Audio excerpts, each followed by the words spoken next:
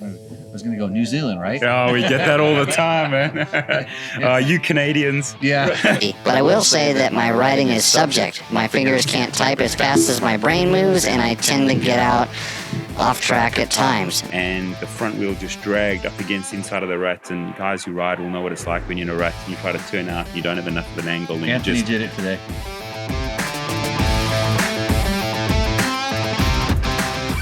Hey, look, it's Tech Talk Taco Tuesday. It works, I think. Welcome to the show. Today is our show 250. I wrote it down. 7. So, Anthony, you don't look like Logan, although you are kind of tall. I gotta shrink down a little bit. Oh, yeah, because you don't want to get your head cut off by the chat. Yeah. So it is episode 257. This is the show where we talk about motorcycle and motorcycle-related products. It's Tech Talk Taco Tuesday, live on Tuesday night. We're half an hour early, believe it or not. Punctual. The good thing about Anthony is he talks almost as much as Logan did when I brought him on as the original co-host. Of Tech Talk Taco Tuesday, but I wanted to introduce Anthony because he is we'll call you our electric bike guru. I'll take guru. Yeah.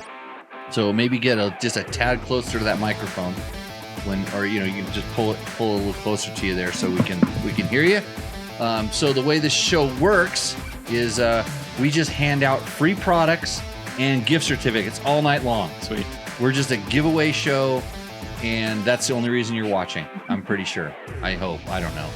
I'm gonna reload the chat because it doesn't appear to be working very well. It's our normal technical difficulties because you see how the one on the screen actually has more than the one right here. Yeah. So but I want to get to Robert Fisher's thing here. He says he figured out the issue with the Kickstarter. So Robert Pfister thinks that I probably remember exactly who he is, like the question. So the issue: the jack wagon before me welded the end piece back on, throwing off the timing. Oh, I remember. There was a Kickstarter question. Okay, jack wagon. Is that's like code words for a bad name? He wants to call him something worse. Yeah. Okay. PG. Welded the end piece back on, throwing the timing off. Hence why it wasn't engaging properly. Ordered a new shaft and I'll be here on Friday. Awesome. Hey, Robert, I'm glad. Hopefully we helped you figure that out. I didn't see that episode. I hope you figured it out. I hope most people didn't see that episode because this show is horrible. But we will answer your questions. I'm excited to read some of the questions. I always see people trying to read them. I'm going to ready reload. for the challenge. I'm going to reload this and hopefully I will get to see the questions too. There's 13 million people watching the show right now. See that right there. Yeah, that came up. I wish I could see that up on the screen. Somebody, you know what? I don't think we're missing much. I think that's actually some preliminary data. So anyways, Anthony, is your first time on the show. That's right. You've been in the studio when we've been doing the show before. No. No, you've never been in here. No, but I've been kind of remote when you guys were doing an interview with Dust Moto. Okay. Yeah. Oh, we had you on the call. I was like feeding questions in. Oh, because you were the electric bike editor at the time. You got promoted to guru. That's right. Later. Now that you've procured some test bikes, which is actually not that easy to do, as you've learned. I mean, well, if you have like 20 million followers on the grams or something like that, people will give you whatever you want. I think you just gotta kind of be professional, be responsive. You know, people are working at a big company. They kind of want you to talk to them like someone at a big company, like Dirt Bike Test. And so you you can't just be Anthony. No, not for my personal email. Just like, hey, bro. So we got you a Dirt Bike Test email. So if you want Anthony's email, if you want to talk, if you want to chit chat on the electric bikes, it's Anthony@dirtbiketest.com. Okay, we gave out your email. Now wait till junk mail comes in. Because Robert Pfister wants to know, where can your email be found? Well, now you can find my email. Yeah, you couldn't find it. Well, I don't know. how hard it would be to figure out what my name is and then my website. This is a tough and you code to put crack. those two things together. It's kind of like I keep it a little bit off the grid just so that every kid doesn't email me wanting stickers. But we got a banger of a show tonight. That's right. Speaking of this, we have Joey Evans, who has an awesome story about. Well, no, it's actually not an awesome story. Well, it's an inspiring It's story. an inspiring story. That's right. He's going to tell us about Dakar, and I know a couple things about Dakar, and he has a whole different experience for Dakar, which we're going to get into on the show. So if you have Dakar questions, you can ask them here tonight.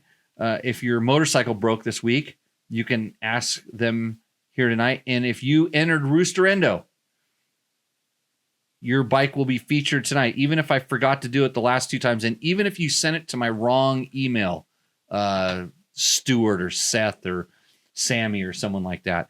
Like they kept telling me I sent it in and I found it in the wrong email. Not the email that rhymes with dirt bike test, you know? So anyways, welcome to the show, everybody. The show would not be possible with the help of our sponsors. We have lots of awesome sponsors. If you watch, you know what we screwed up when we were adjusting those cameras? See the screen up there that has all of our sponsors floating across the back of it? We clipped it a little bit, so I'm gonna have to do a modification. So what I do is during the show, I'm such an awesome host that I can fix that. How's that? There you go. And if you're listening to this on an audio format, you have no idea what I just did, and that's why you should watch it on YouTube's And subscribe on YouTube. You can subscribe. Right. We need. If you want. We're at 24.3 billion subscribers right now. Billion, yeah, right. billion. I get the zeros mixed and we up. want to go up to 25 billion. Right. Makes So- a big difference that one last billion. You can't believe the instead of bringing the money in wheelbarrows, Right. it comes in small tractors. Small tractors, Yeah. right? We're trying to get to trucks. Yeah, we want the trucks whole because trucks, there's other people that have more followers. So Right. so what you really need to do is you need to go on your wife's YouTube account, subscribe to us. You need to go on your daughter's, all your kids' YouTube's accounts and subscribe to us. And that's the way we make the show work. Right. So welcome everybody to the show. Yeah, and I got my soundboard working again. Oh, now I got to put the headphones on. I don't know what You didn't hear that? Oh, you want to hear what was that it sound like? Monkey crow sound? Hell okay, yeah, good it's the guess. monkey crow sound. So okay, so the way this show works is you just email me and I send you free products. And Can I email you and get free products? yeah, Okay. you got a free Can-Am. Oh, that's true. Well, but I got to give it back. Well, or No, they you're won't. going to give it to me. Oh yeah. It's Well, you like already it's- have it. Yeah. See, I don't have it anymore. Yeah, It's already too late. so Anthony's out here. We're testing the Can-Am, and what's it called again? The Can-Am Origin. Origin, Yeah. which is a Can-Am's, origin. It's the origin of their getting back into the two-wheeled market. Yeah. It's the origin of them getting electrified in the motorcycle business, and it's Jason Abbott's new job. Jason was a good friend of mine, and he is our media contact there, and he was nice enough to make sure we got that bike, even though it's not a dirt bike. Right. It's an urban commuter. With knobby-ish tires on it. Knobby-ish tires. It's taller than the other one. They have a street-going version too, or purely street-going version too. I hucked it off a jump today That's right. multiple times. That's right. Crossed some dunes. Yep. Yeah, we did dirt bike test things with it. So if you have questions about electric bikes, evidently I'm fully the electric bike guy now. A little bit. I mean, We've converted you. Now you're gonna switch from Dodge trucks to Rivians. No. Well, I wish I should get you that picture of the Rivian. At the rally or the Pirelli tire event. Did I show you? No. Did I show you that? I got the banger clip. Like it's gnarly That's what I cool. do with that truck. And it was the quad motor thing with That's cool. millions of horsepower. It was crazy. I'm not scared of the electric stuff really. I have a good time, but out of the last 10 bikes I've ridden, 10 different motorcycles I've ridden, 3 have been electric. Well, there you go. Yeah. So yeah, they're coming around. They do some stuff. Okay, now we lost 8 million viewers because I just said that. So Okay, Anthony. Thanks for coming in again. Our sponsors, of course, the show wouldn't be possible without the help of Yamaha. Yamaha is not making an electric bike right now because not production bikes. Yamaha, like me, they hate electric bikes. Well, they like to put. No, they don't. They like to put Tuning electric forks. trials bikes prototypes online to get us all interested, Excited. Yeah, excited. Yamaha has a new Tenere. That's what you'd be excited about. Tenere is a very affordable, awesome adventure bike. I didn't realize how many changes they made to the 2025 because we're going to be getting one to test here pretty soon. Oh, cool. And as a big fan of the Tenere, I own one. I bought our test bike. I liked it so much. I bought it right away. Like I got it and I'm like, I'm not giving this back. I'm buying it. And then I saw all the changes they made a new one. I'm real excited to try those out. So if you're looking for a new Tenere, go to your Yamaha dealer, tell them Dirt Bike Test sent you, and they're going to go, who's that? We can hand them a Dirt Bike Test business card. Yeah. And they'll know. Our other sponsors like Seat Concepts on the board, Fast Company Flex Handlebars, DDC, the Hot Shoe Hall of Fame. And if you're thinking about that, this is the Heart Shoe, right after the beginning of the year. The Hall of Fame, it's free. The Hall of Fame ceremony is free every year.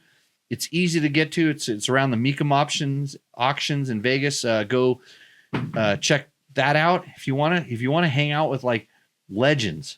I mean, there's some legends there, and I'm not including myself in that. I just go there to win the race. Grab that plaque down there. This one? That one right there. Yeah, hold that up there. Hold it up to the emergency camera here, right there. There we go. Yeah. You can come and try to beat me. Actually, I think I'm going to have a scratch race before the event. I'm going to get that set Can up. the regular public can do the go-karts too? Well, during the event, like at the event, right at the time of the event, it's just like the inductees get to do it. Yeah, because it's a bunch. It's gnarly because some of those guys they moved into car racing. I never did. But I go down there with my buddy Jerry, and Jerry's kind of got some lines, and then Gene Woods, who owns the place, he owns the place. I mean, literally, and they show me lines and stuff. So it's all good. So come and do that. And what other? Who else do I have to mention? Bulletproof Designs. They make balsa wood front disc protectors, which is the best front disc protector you ever need. But they make really good protection equipment for your stuff. Of course, double take mirrors. If you know how to use your email, you can email me, and I might even be able to give you a discount code for this. So that's at DDC Sprockets. We have a DDC Sprocket up there. Taco Moto, one of our main sponsors, and Taco Mike is here tonight, believe it or not. He's going to come in and defend himself on why he would not send out a $100 gift certificate to one of our winners. I don't know the story, but we're going to get to the bottom of this. Tacomoto.co. They're the ones that if you need stuff for your bike, it's the gateway drug for modifying your motorcycle. That's what I would like to say. So, okay, Anthony, thanks for sitting in. Do you want to hang out while we interview Joey? Sure. Okay, Joe, you got to come and sit in the middle, buddy. So this is Joey Evans. It was funny because I was going you're not going to have a mic. Oh, you're going to have a microphone. We'll have microphones. Grab that one over there. That one works as well. Putting these as well. Good. No, you don't need those. I'm just doing it to monitor the levels in case any weird sounds. If we take phone calls, you have to use them. And if I make weird sounds like that, or again. Yeah, we don't get to hear that either. Yeah. Or if I read some poems. Oh, the other segment that we're going to have tonight is it's called the Concrete Balloon segment. And if you want to sponsor, this is our buddy Jerry Bernardo's book. It's his new poetry book. I'm not going to let you read it because it'll give you nightmares. Okay, but good. It's really good poetry if you want to, really test the. You might be into it. If you want to sponsor me to not read a segment from this book, just do the super chat or whatever they do on the YouTubes, or send me an email with with a lot of money attached to it. I think you can do that, or just an envelope full of cash. You can sponsor me not reading from Concrete Balloons. That's a double take mirror. Oh, I love those. I've got them on my 890, and those are cool. You've seen you got the newer ones now as well. Yeah, the shaped ones. This is the one. Well, you're like me. How do you shave the back of your head? Yeah, exactly. No, Yeah. I did in the use shower. Double That's take it. mirror. Yep. Yeah, you just get it and you can get all tuned up back there. They need to make like a special one that fits on a shower door or something. There we go. Oh, patent that idea real quick before Ned gets it. So, anyways, Joey, thanks for stopping by. Taco Mike imported you into Pahrump, Nevada. This is the Valley of the Dirt People, the home of Poof Dirt. So when you're practicing for your Baja 1000 goals, because they have a lot of silt beds. Yeah, we saw that. Yeah. So do we. Anthony found one today. Yeah. You know, it's how I stopped. Yeah. Because I came up to it and I said, "Oh, this is a deceiving one because it goes down and it does a turn, and it almost looks like it's level all the way through, flat. But there's two really deep ruts." And I was borrowing your terrain reading. Yeah, but but you can't see what's in the bottom of it, and it's kind of has. And here's the interesting thing about Poof Dirt and silt is it's kind of like water. Yeah. And in that it kind of goes and spreads and it comes back, but sometimes you can't see what's underneath it, and sometimes you hydroplane, and then sometimes you find the bottom, and it's not very predictable. So when you try to explain it to people that don't ride, you got to say it's almost like riding in a foot of really muddy water, and you don't know what's at the bottom. Yeah. Because you don't ride, generally riding through it, but you can't see what you're riding on. I always say go around it. Oh yeah, that's good advice right there. Yeah, and but there's places where you can't. Oh yeah. But even when it's like super narrow on a motorcycle, I can generally get up to the edge, or I can stay in the middle. Yeah. And it just depends on how many other people have decided to stay in the middle, and then what was in the middle before it got all puffed out. But what's the difference between fesh and Poof Dirt? Same shit. It's all the same. In Australia, they call it bull dust. Oh yeah, bull dust. Yeah. Okay. And then I think, then in Mexico, they call it silt, if I'm not mistaken. Silt. But it's all the same thing. Yeah. Silt here, Poof Dirt here. Fesh was Fesh what it was is called up Africa. in Africa. Yeah. Africa, yeah. Everybody kind of has their own name for that. Everybody hates it equally. Right. Yeah. Yeah, it is not good. So if you have any questions so Joey, he's a motivational speaker now. Yeah, keynote speaker. Yeah, I hate the word motivational speaker. It makes you sound like make everyone stand up and hug each other. I'm not that kind of dude. No. Okay. Yeah, but yeah, you could call it that. Go on. Okay. Yeah. So, but you have a motivational story. Your story is you got into motorcycles kind of late in life. Yep, 26, got my first bike, secondhand bike. Yeah. Decided you had a goal. Yeah. Which was? I saw, pictures of the Dakar Rally on TV and things, and I was like, yep, that's it. And kind of saw that and set a goal to race the Dakar one day. And circumstances got in the way of that. Very much so, yeah. At 32 years old in 2007, lined up at the start of a race. And it was one of those, I think the guys that ride will relate to this. So I'll mention this. I was lying like second in the championship at the time, but it's a local championship. It's like a regional thing. In the bigger scheme of things, it means absolutely nothing. But to you, that dude on that start line, riding against your buddies and stuff, it feels like that means it's everything. And went flat out, got into the first corner, and I made the corner, got a good start. You know what it's like with those off-road racing, the dirt and the dust. You got to get a good start, but got a good start. One of the guys behind me didn't make the corner. He kind of crashed into my swing arm. We both went down. I went down pretty hard, and a lot of guys in the dust and mayhem rode over me and things as well. And I was unconscious for several minutes and woke up and smashed out 12 of my teeth and couldn't feel my legs. Oh, so paralyzed. Yeah, paralyzed from the chest down. I broke T8, T9 vertebra, so sort of this height here, and I broke the vertebrae off the ribs, crushed my spinal cord, and just nothing, chest down. It was like big pieces of meat just hanging on my body, no feeling, no movement, just gone. Yeah. Huh. So at that point, Dakar is a little ways away. Yeah, that's safe to say. Yeah. And I was, self-employed at the time, doing sort of manual labor. And and married with 4 daughters. And so suddenly I was in a position where I can't earn money, can't walk, you lose everything. And a lot of guys don't know this, but when you get paralyzed, when you break your back or your neck, you lose all bowel control, you lose all bladder control, you lose your ability to digest food. It's like this, it's everything, man. It's this big package. And so it was a really, really, really dark time.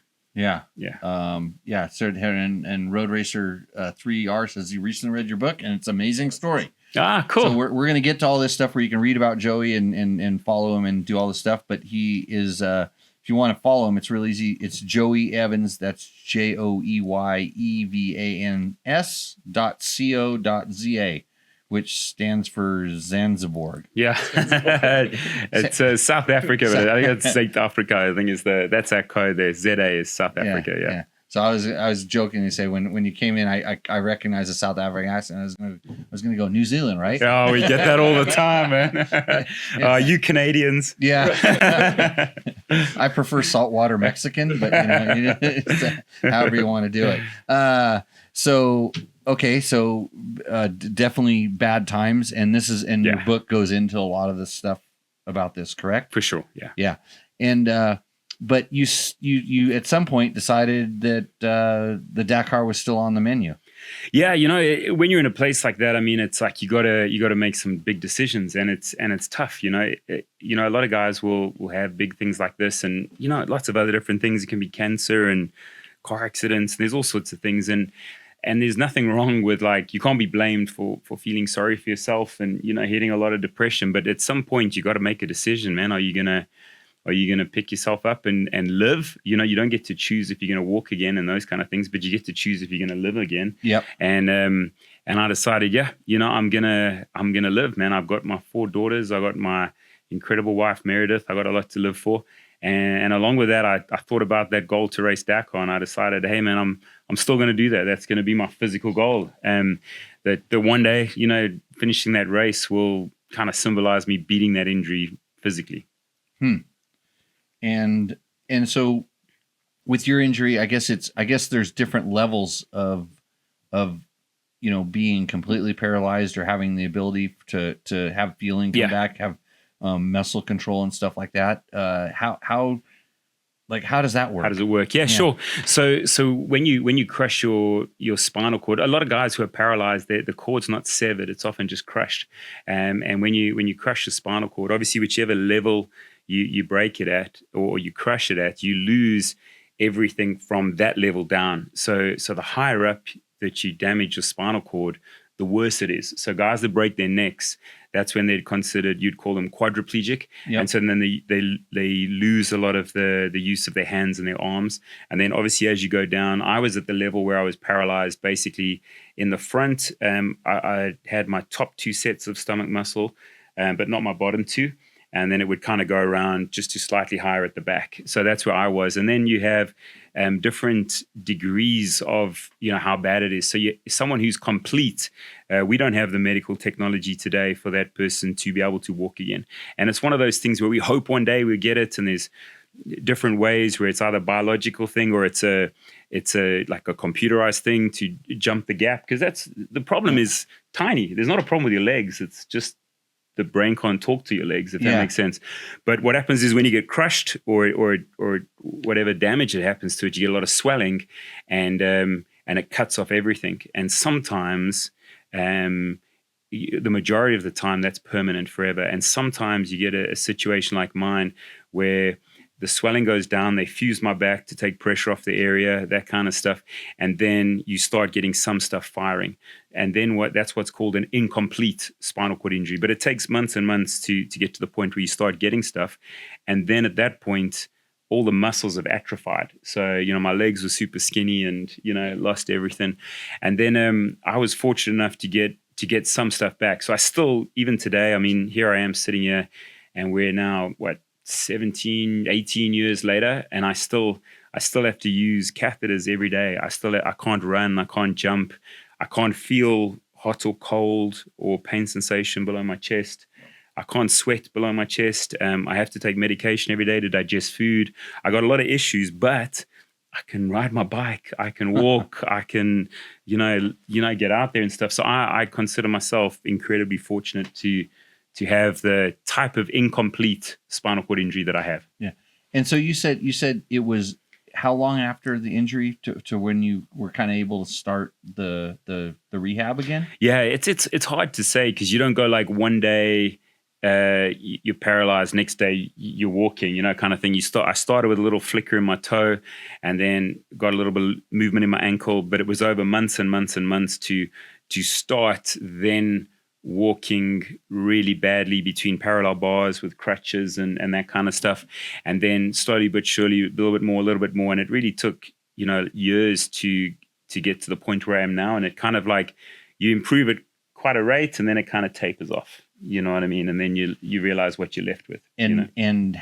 So how long was that? Like we'll call it the main recovery. The main recovery, best part of a year. Okay. Would be the main, and then even bleeding on after that. But yeah, at about a year, I kind of got to a point where then it flattened out a lot more. So still got improvement with time, but it flattened out after a year. Yeah. And still to this day, are you still working on stuff? Oh yeah, but there's stuff that I can do nothing about at the moment. Yeah. Which is that. So there's like if you pull hairs out of my legs, I can't feel it. I don't have any like sensation with that sort of stuff.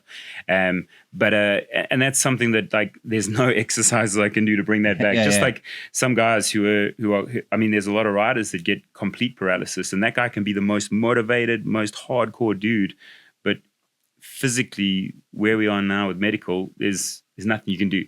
So there's stuff I can do nothing about.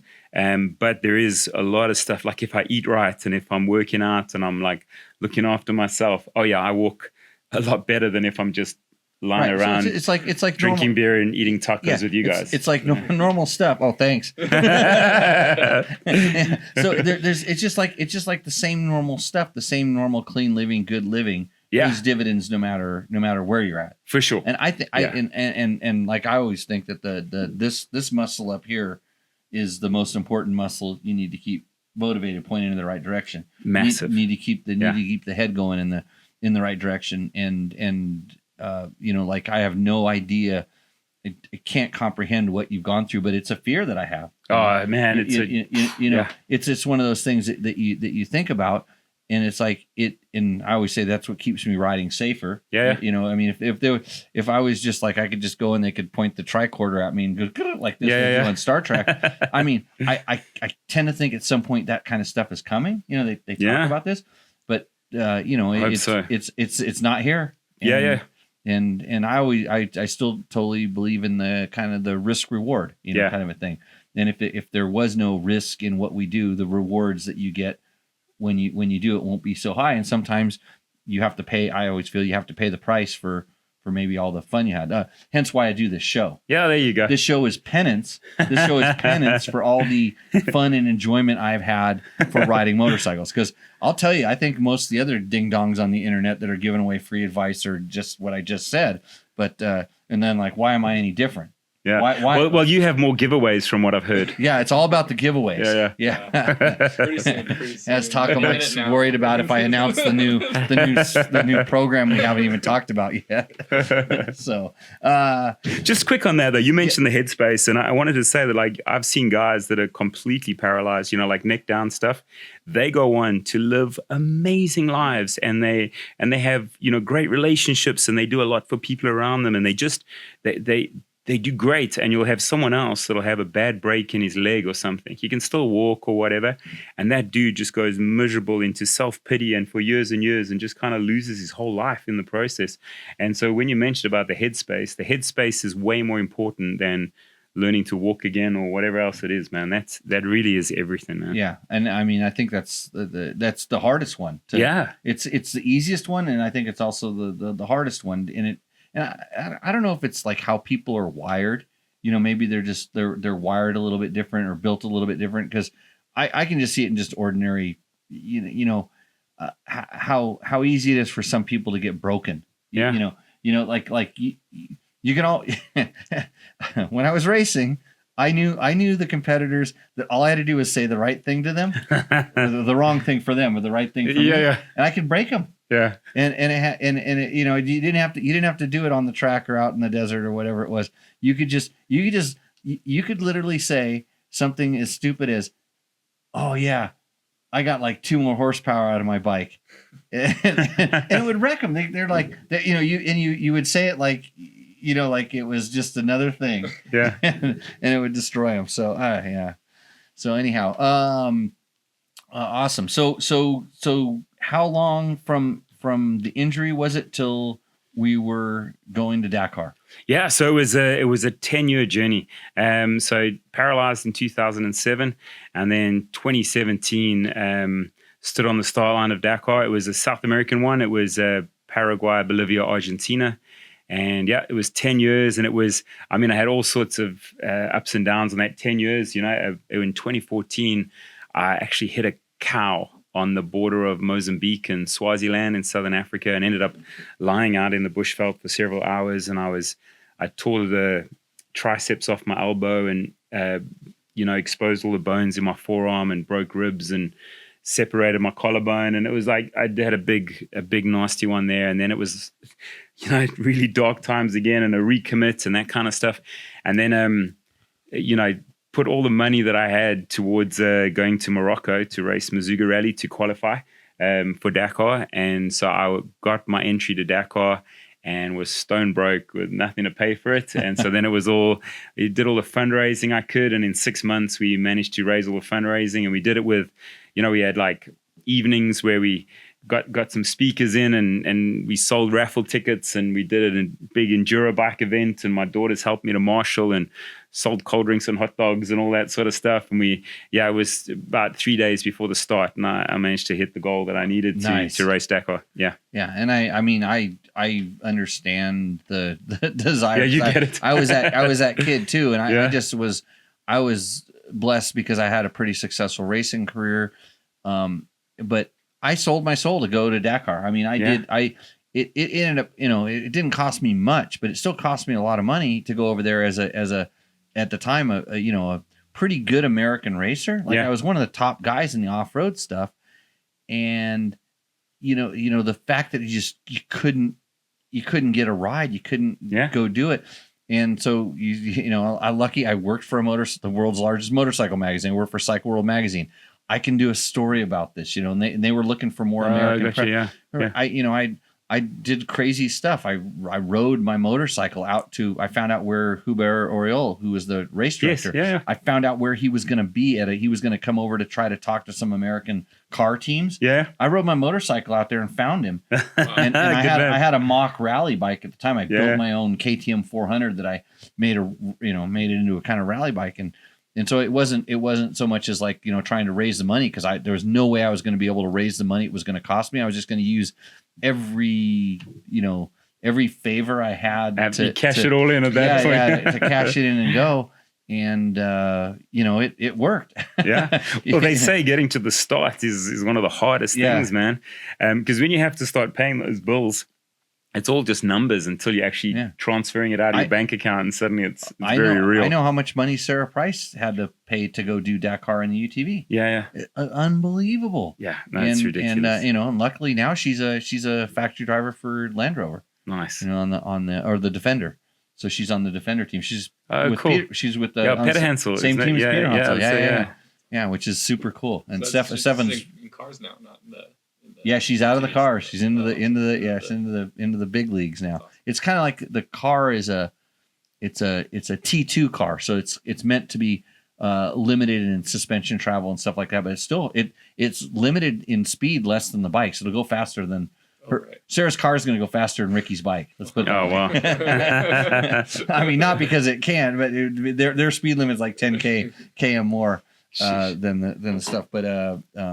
But anyways, yeah, I know the like Hubert told me. He said more of the Dakar is getting there, and then he always told me, he said the real Dakar begins when your Dakar ends. Yeah, which happened. I went out on heat prostration on the first year I went. I made it one day past the rest day, so 11 or 12 days. Sure. 11th day, I don't remember. Actually, I think someplace I have the road book. Yeah, it's cool. Stuck on someplace that or the time card, my time card. Yeah. And because my bike was perfect. I was sitting in the top 10. Everything was good, but I didn't realize what diarrhea can do to a human body. And I was scared of doctors. So those kind of things. So you're, and you were telling us a little story about your Dakar went just completely smooth, right? Oh, yeah, as Dakars do. Yeah. Yeah. So it was, there was, the crazy thing was there was 3 of us South Africans on the start line that year.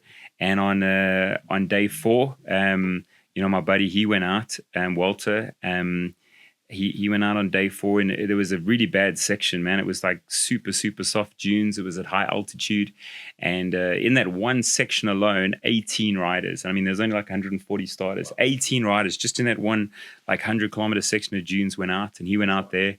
And then the next day on day 5, I came across my other South African teammate, and he was lying in the mountains, and I came across him, and he'd broken his leg in 8 places, and I helped to load him in the helicopter and stuff. It was pretty traumatic.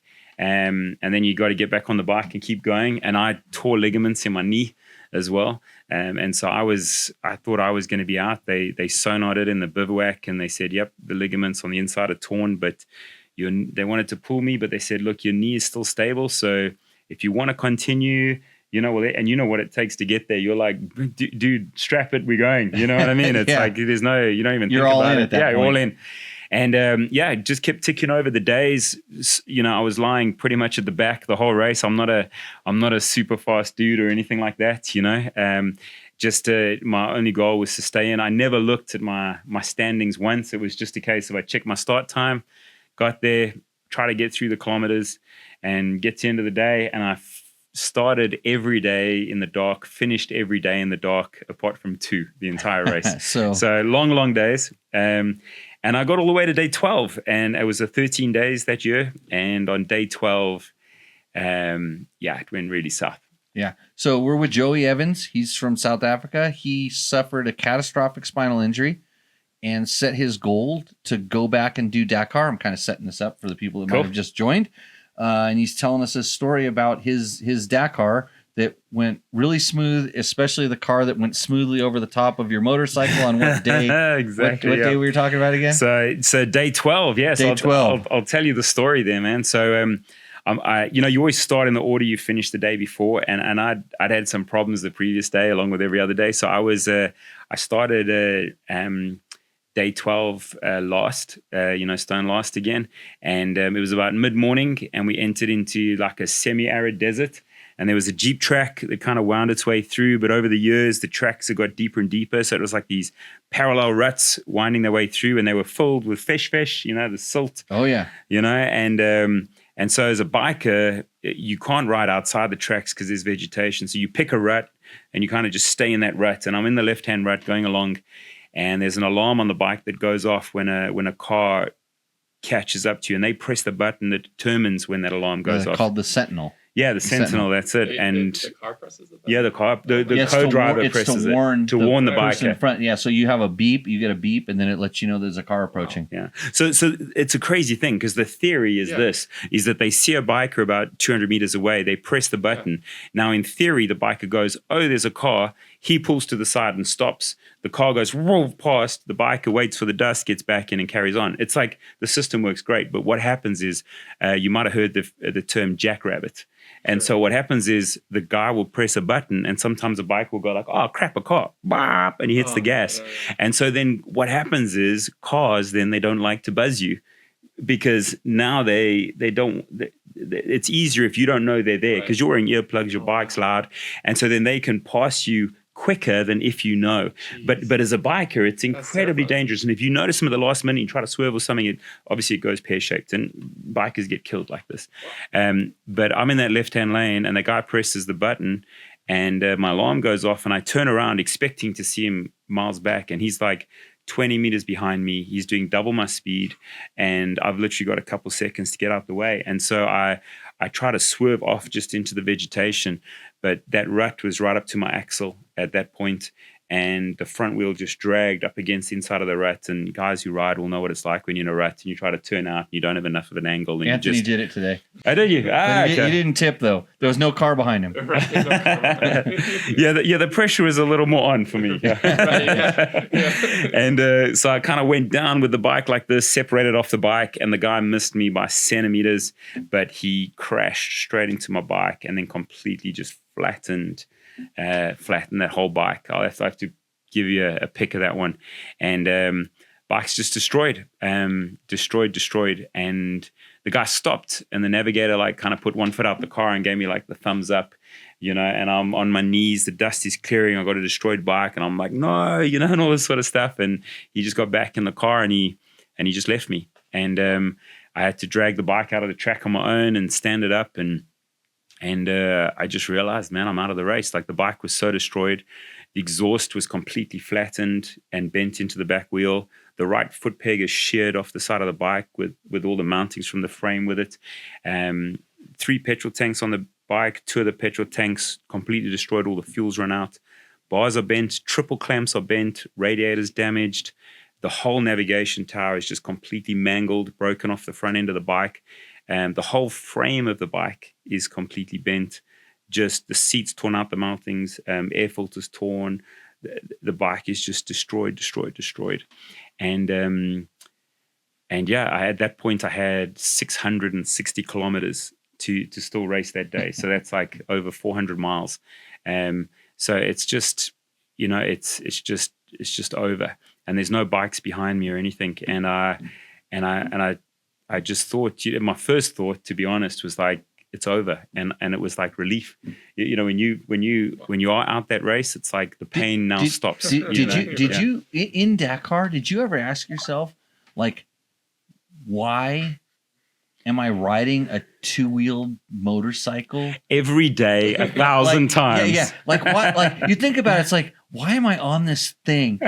These You're probably wondering how I got this way. What's that one they use on the YouTube videos? Yeah. How I ended up like that. Yeah. How did I get here? What was it? Something like that. Yeah. No, but like you said, it's all of a sudden it's like it's over.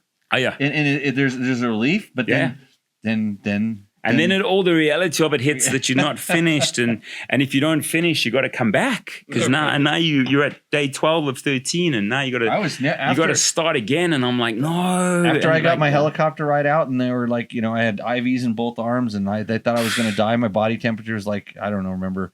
I don't even know what's your normal body temperature. 90. Was that 112? I don't know. I was where you start, like, your brain starts sizzling. Oh yeah, that's because there was nothing. I'm a metric guy, so I don't know any of those numbers. A little bit hot, but there was no way I was going back. And I came back, and it was like a month or two before, like, I even was kind of. I was something wrong with me.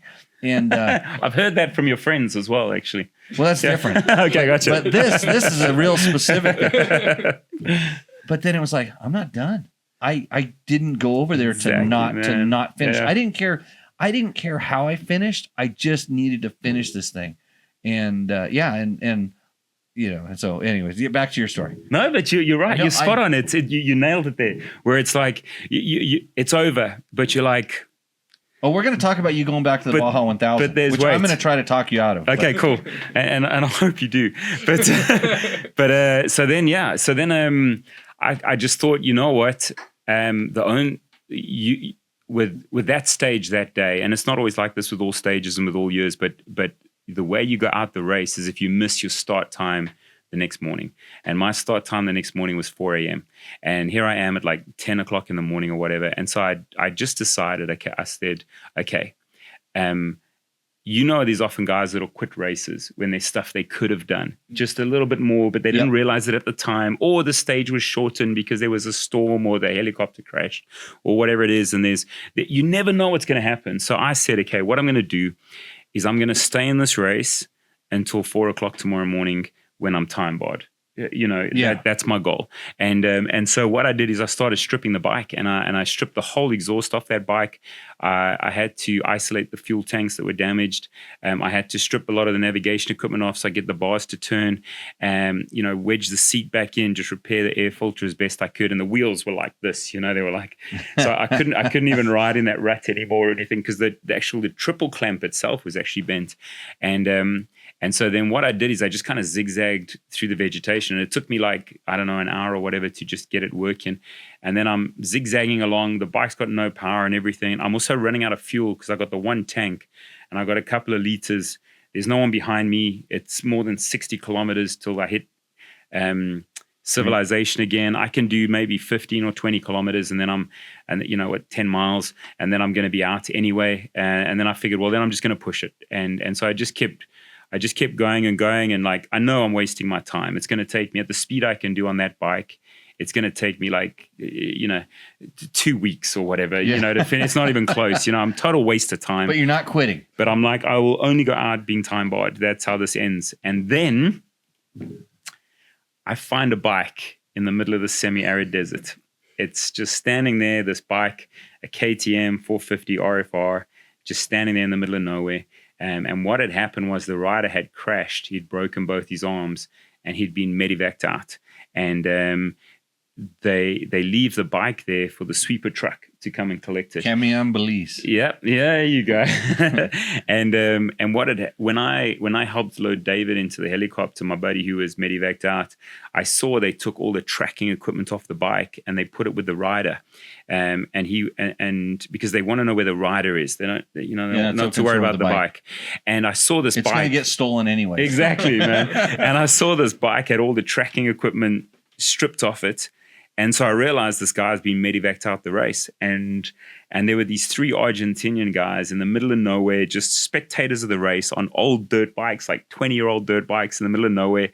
And these 3 guys, they helped me, and we stripped that bike. We stripped the whole exhaust off. We siphoned all the fuel out of that bike. We had to strip the whole side of the foot peg thing. And in order to get the kind of cradle for the foot peg off, you got the bolt that goes through the swing arm. And it was a size 17 to get that out. So I'm carrying all these little titanium, like you got your little race kit. Yeah. I'm not carrying a size 17 spanner, you know what I mean? Those guys, one of them had a big, we call them shifting spanners. What do you call them? Monkey wrench. Yeah. Big rusted thing like this, cable tied to the front of his bars. He comes over with this thing. We strip that thing off and we get the bike working. And then at that point, I was 4 hours behind the guy who was second last. And I got on that bike and I rode it the rest of that day without seeing another bike or another quad that entire rest of the day, just for hundreds of kilometers, pretty much alone through South America. And then it got dark and I rode that night all the way, crossing rivers in the middle of the night on my own, which is the freakiest thing in South America, and then, forests and dune fields and all sorts. And eventually I got to the bivouac at 2:15 in the morning, slept for 1 hour, made my 4 a.m. start time, rode 850 kilometers the last day and finished Dakar. Nice. Yeah. Hey, it's better than I did in my first one.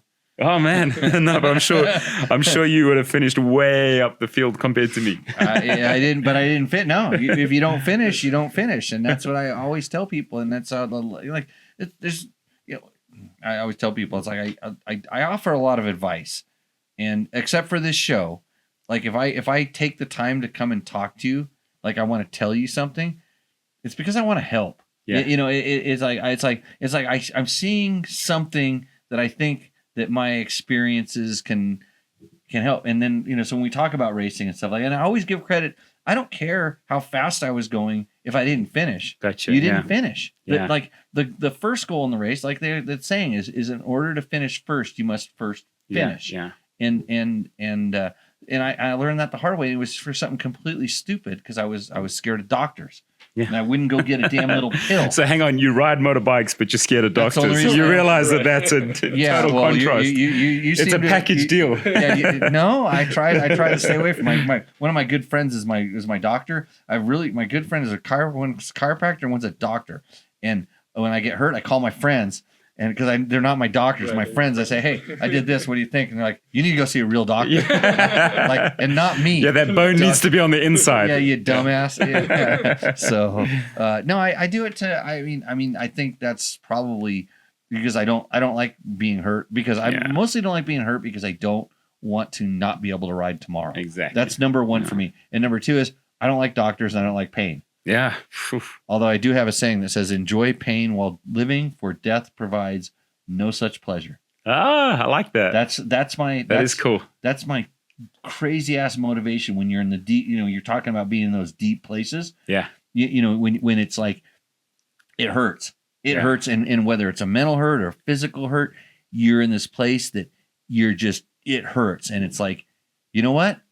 You could end it all right now, but you may not get this back. Yeah. And sometimes that's what it's like, that grind through that pain. And it's hard to flip the switch. Yep. Because it's like a current, it's going one direction. You got to turn around and make it go the other direction. And that's like what I do in my head. I sometimes I laugh when I'm really hurting. People are like, "Why are you laughing?" It's because I know where I'm going with this, and it's not going to be pretty. So, okay, that's a good way of looking at it. I like that. Yeah. So my buddy Jerry, my good buddy Jerry, who has these crazy books called "Coffee Brewed with a Graveyard Mist." If you're in there. This is nothing like your book, by the way, Joey. You have a book. Yeah, I do. Yeah.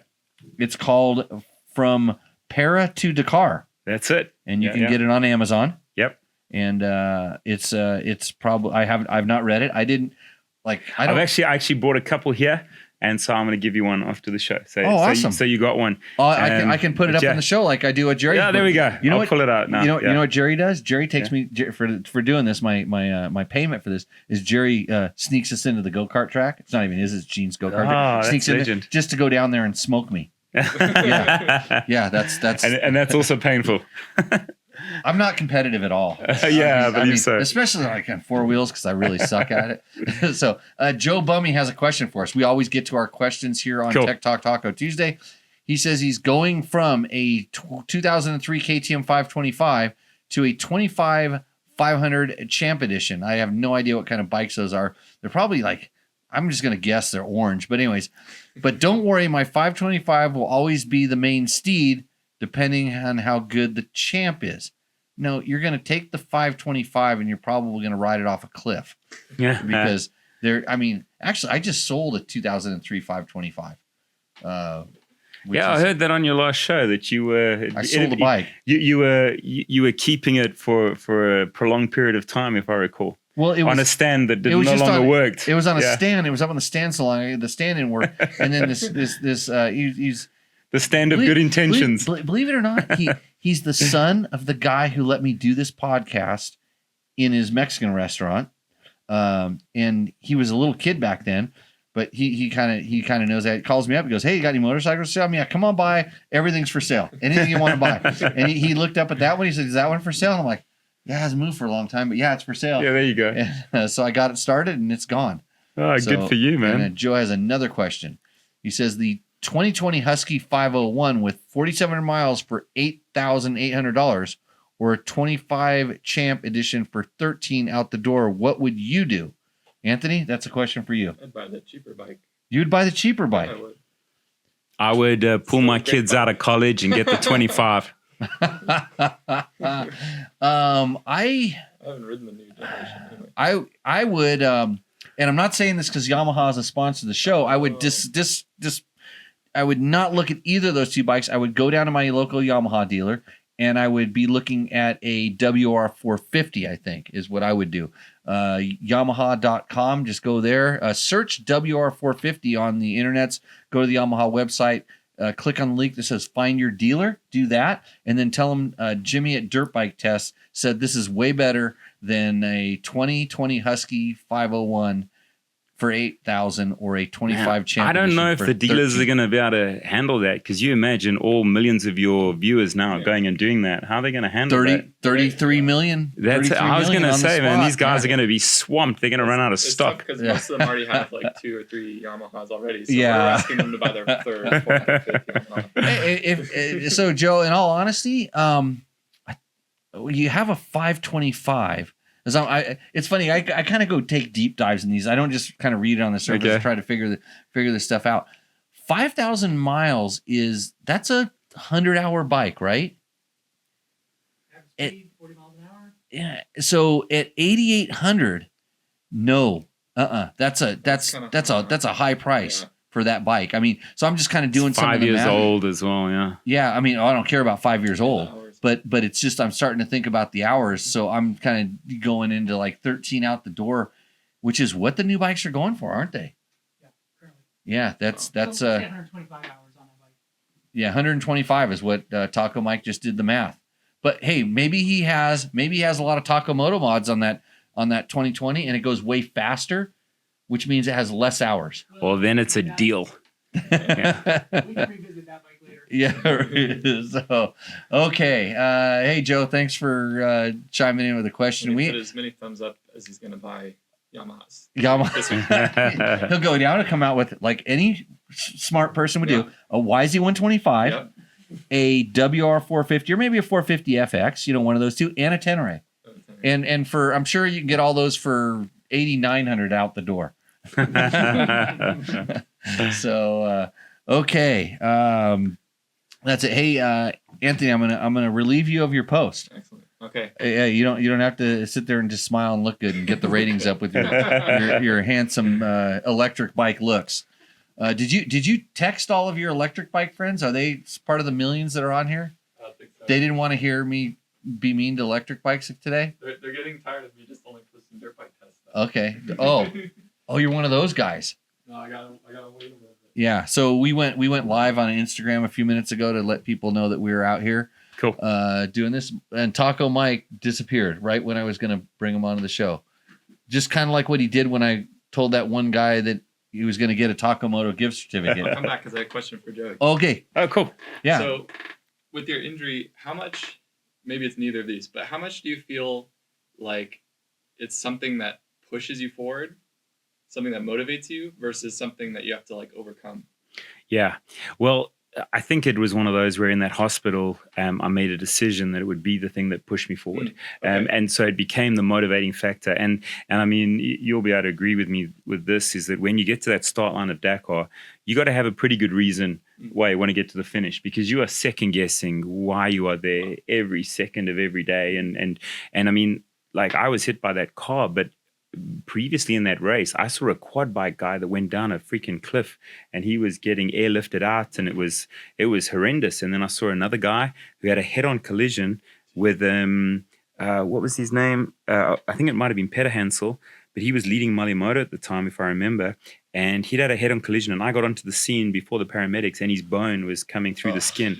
And so you're exposed to all this sort of stuff all the time, and you're like, what am I doing here, man? This is crazy. So for me, I turned, like, in my head, I turned that like challenge into the why. And that became like the reason that pushed me, if that makes sense. But don't get me wrong, I'm not like always super positive and stuff. There's some times where it's like, it's hard, man. I'll have days where, every now and again, where you start feeling sorry for yourself, and I'm dealing with, UTIs and challenges with catheters and all this sort of stuff, and you're just like, and my buddies might be like kicking a ball around or something, and I can't run and jump and do that sort of stuff, and it's like at a family picnic or something, and it's like, it's hard, and you start to feel sorry for yourself, but that's like a spiral staircase going down, and you take the first couple steps, and you're like, I know where the staircase leads. Let's get off it, and so that would be the best way to explain. That was a cool question. Thank you. Yeah, and it's like anything, like the momentum of it. Like you say, the spiral staircase is a good thing to think about. It's a lot easier to roll down. Oh yeah. And then as you're going down, a lot of doors open up that make it easier. The staircase can get really steep really quick, and you don't want to. You just got to go. it's a lot better if I work hard just to go up one. That's it. Little Get off the staircase. one man. more more step. So as you're walking around, in here moving around and everything, I do not notice anything. Oh, good. You look like you're moving around quite normally. Okay. Like that do you have to modify anything you do with like riding the bike and stuff? I don't modify anything on the bike because I have a couple of bikes, and so it would be easier to have a back brake on my hand for sure because my feet are not great, but I can do it enough. And so I don't modify any of the bikes or anything like that. The challenge that I have is getting on and off a bike, being able to swing a leg over, and especially when I'm tired. And so, getting on and off the bike is probably the hardest part. But riding wise, it's all right. But I used to really love like enduro and like more towards the hard enduro stuff. And now that's really difficult for me because that's a lot more legs and pivoting and that kind of stuff. Right. And so actually doing the rally stuff, which is what is perceived as like more dangerous and faster, actually suits my injury better. Yeah. If that makes sense. No, totally. Yeah. And you get that little bit of momentum. That's it. Your feet stay on the pegs most of the time, and you hope so. Yeah. You hope in theory. In theory, exactly. So, okay, well, Anthony, now I'm kicking you off, and I'm bringing in Taco Mike. Anthony, another guy in a blue shirt. Can you just grab my bag and I'll grab that book out? Yeah. Oh, we're gonna get. You know what else you can do, Anthony, while you're here is we were sponsored these. You probably shouldn't do these. They're bad. So this is illegal. It's an illegal mezcal. You're not over 21, bro. This is actually my hairline would say otherwise. I'd say both of you guys are questionable. I don't know a lot of reasons. Yeah, and then we have this agua miel. These are from one of our viewers who I'm sure completely legally imported these into the States and had his buddy taxes and duties. Had his buddy go down to the post office and send me this candy. Birthday gift. Yeah, it was a birthday gift. So it's I'm gonna have a little snap of it here. Pass it over here. We had a series going on before where we were polishing off my empty bottles, which it's good we're not doing that again. Okay, here's the book. Got the book here. So this is Joey's book. So from Para to Dakar, and you can get this on Amazon. It's the best place, and it's an audiobook too, right? Yeah, that's it. And I read it myself, so you get this special South African accent, And it's thicker than Jerry's book, so you know what they say about the thicker book, right? So good on us. Taco Mike, welcome to Tech Talk Taco Tuesday. What's up, Jimmy? I had Tech Talk Taco Tuesday before you had Taco Moto. It's true. You beat me by just like about 6 months. I'm going to try to tell you which one this is, by the way. Go ahead. You going to do a blind test here? You and I both started our deals within about 6 months of each other. I remember when you started Tech Talk Taco Tuesday, and I thought, oh crap, the name Taco is done. I would ruin it. I just felt like no, the other way around. I just felt like it's probably over. I'll have to pick something else, and then I went for it, and look where we are today. You're the bigger man. You got the bigger show. I heard there's 3 million viewers on this. Does mine get better ratings than do you do a podcast? Well, no. I have done. Why not? I don't know. Add it to the list of things I don't do. I did a couple during COVID. I did a couple of like YouTube not call-in shows, but just like little interview programs. They're buried way deep in our channel. Hang five, because that's how I realized who you were. That's why I made contact with you from those videos. From one of the videos. Yeah. So don't knock them too hard. And you never saw my show. They were great people. I talked to some really everybody cool people. that's where a lot of your viewers are from in Africa. I mean, you're huge there. I'm huge. I was big in Australia. But then I disputed the fact that the water spins the opposite direction. Yeah. And then shut you down. No, I was really big in Canada too, but then I called them out because they all live underground. Is Canada one of your provinces up there? Yeah, I don't know. No, we haven't bought it yet. But when we buy it, it's next to Greenland. I think we already own that. But when we buy Canada, then they can all come up and live out of ground. Yeah, it'll be nice. But they love motorcycles up there, and the nicest people. Yeah, so we have a lot of customers in Canada. A lot. They're very big moto heads up there. Yeah, they only get to ride for like 2 weeks out of the year. When they do it, they do it. Yeah, I got to ride in Canada a couple of years ago with a mate of mine, Matt Sutherland, and it was amazing. Canada was super cool. Love Hey, Canada. someone said, has Joey participated in any KTM Adventure Rider rallies in Canada? I haven't. I did that ride with Matt, which was amazing. It was in the Chilcotin Mountains, if I remember, British Columbia. But I've done a lot of KTM Adventure rallies. I've done Australia, New Zealand, a bunch in Europe, a whole bunch in Southern Africa. I'm at the Colorado one next week, which I'm looking forward to. But I've never done one in Canada, so if the guys want to invite me to that one, would be amazing. There's some amazing big Canada guys here on that watch the that'd show. be cool. So I know they do a couple of those things. I stood on the Canadian border like a couple weeks ago, but I didn't have my passport. Did you with yell me. across? No, I thought they were gonna come out of the ground and like Shake just your like fist. they would just come out like those crazy movies where they do it. But there was a lot of signs telling me To go home. to not go into Canada, but there were no signs that told them not On to come our here. sides and get lost. Huh? Yeah, it was a frontier border. There was no people there. There's a lot of cameras on the. We don't have a American fence side. there. No fence. Oh, we need to get on that. I heard they built a fence to try and keep you guys in because you keep trying to go to the border away. countries. That's what I heard. That's what they say in Africa. I don't know. Get the health care. Yeah, Get the help. there's a lot of. I'm not going to go into all of that. Sorry. Yeah. Oh, we never talk about politics. We don't talk about racing. We just talked about. We don't talk about Jimmy, racing. politics. Unless it's my views or my races or whatever, and then it's whatever. So, well, anyways, Taco Mike, welcome to the show. Thanks, Jimmy. So you're 257 episodes deep in being Takomoto. So, yeah, maybe Sure. More? a few less because you started first. We'd have to do the math and see how many years you've been doing this. It's probably so Takomoto's been around 6 years. We're in our 6th year. So you've been doing this for six plus years. Yes. Well, Logan was like this A little tall. kid, like and now 13, and now he's 19. He's like 20. Mute. He was like a young mute child, and now look at him. He's like a door salesman. So Road Racer's giving us Canadian flags. Hey. Yeah. So awesome. If you are out there in the chat and you do have a question for us, especially if you have some kind of weird KTM, I want to modify my KTM, and you want to get me and Mike fighting about ECUs and reeds inside the intake track. We agree on a lot of that. Prop it up in the Go back comments. up though on that bike where the guy was saying $8,800 or whatever it was. Okay, 2003. So a couple of things here. There's some flawed. The supposition of his question is a little bit flawed. So he says, "What would you do?" As if this is a logical decision to make. Here's the thing: nothing about riding dirt bikes is logical. You cannot apply sort of like the calculated metric to this. It's all about which motorcycle revs him, which one moves him. If it's spending the money to get the other bike, and it's not a question of dollars for this rider, then get the flashier bike, get the one that like moves you the most. As far as the 8,000 for the 4,700 miles, that's probably a 125-hour bike, which if it's a 501 that's been maintained and the owner has good records and he can make a determination, he can ascertain that that's a well cared for bike.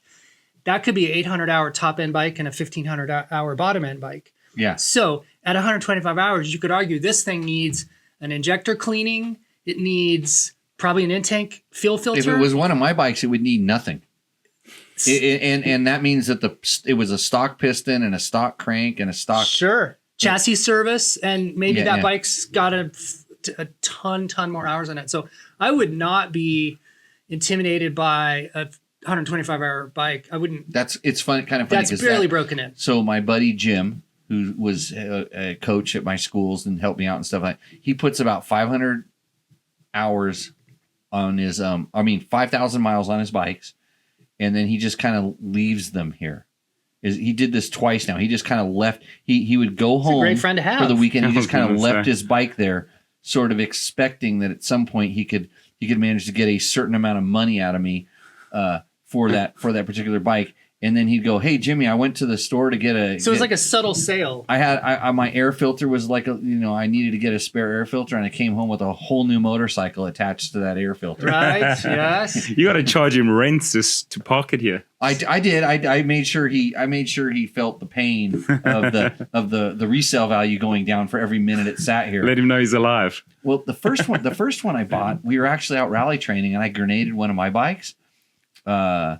My bike blew up, and I think it blew up towing one of Andrew Short's bike. I don't know. It was bad. It was a bad thing. And his Yamaha grenaded. And I said, "Hey Jim, can I ride your bike? Because I wanted to ride with the guys. I wanted to ride back in." And I rode his bike, and I had a big old crash. It was just dumb. Crashed your buddy's bike. You own it. Yeah, he kind of never let me live that down. And then that bike, he took it home, and it was bent pretty good. Like when the triple clamps get that ting in them, they don't really come out. And so then he just started like leaving the bike around here. Yeah, it's like, well, you crashed it, you bought it. It's yours. So yeah, how you ended up with new bikes. So if you have any questions, go ahead and throw them up in the chat. If you're listening to this on a forum that like on the podcast thing, I think that's where it goes in your ears. You don't get the visual aspect of looking at two beautiful bald men in front of you right now. You can send us an email. It's my name at my website, which is dirtbiketest.com. Can you spell that? My name? English? No, I want to. Don't spell it the Mexican way. Is it a him or her? Is it a he, him? Yeah, with all my things. Chris Alamangos. This guy's an Australian. Oh, you can tell He's by a proper Australian. Yeah.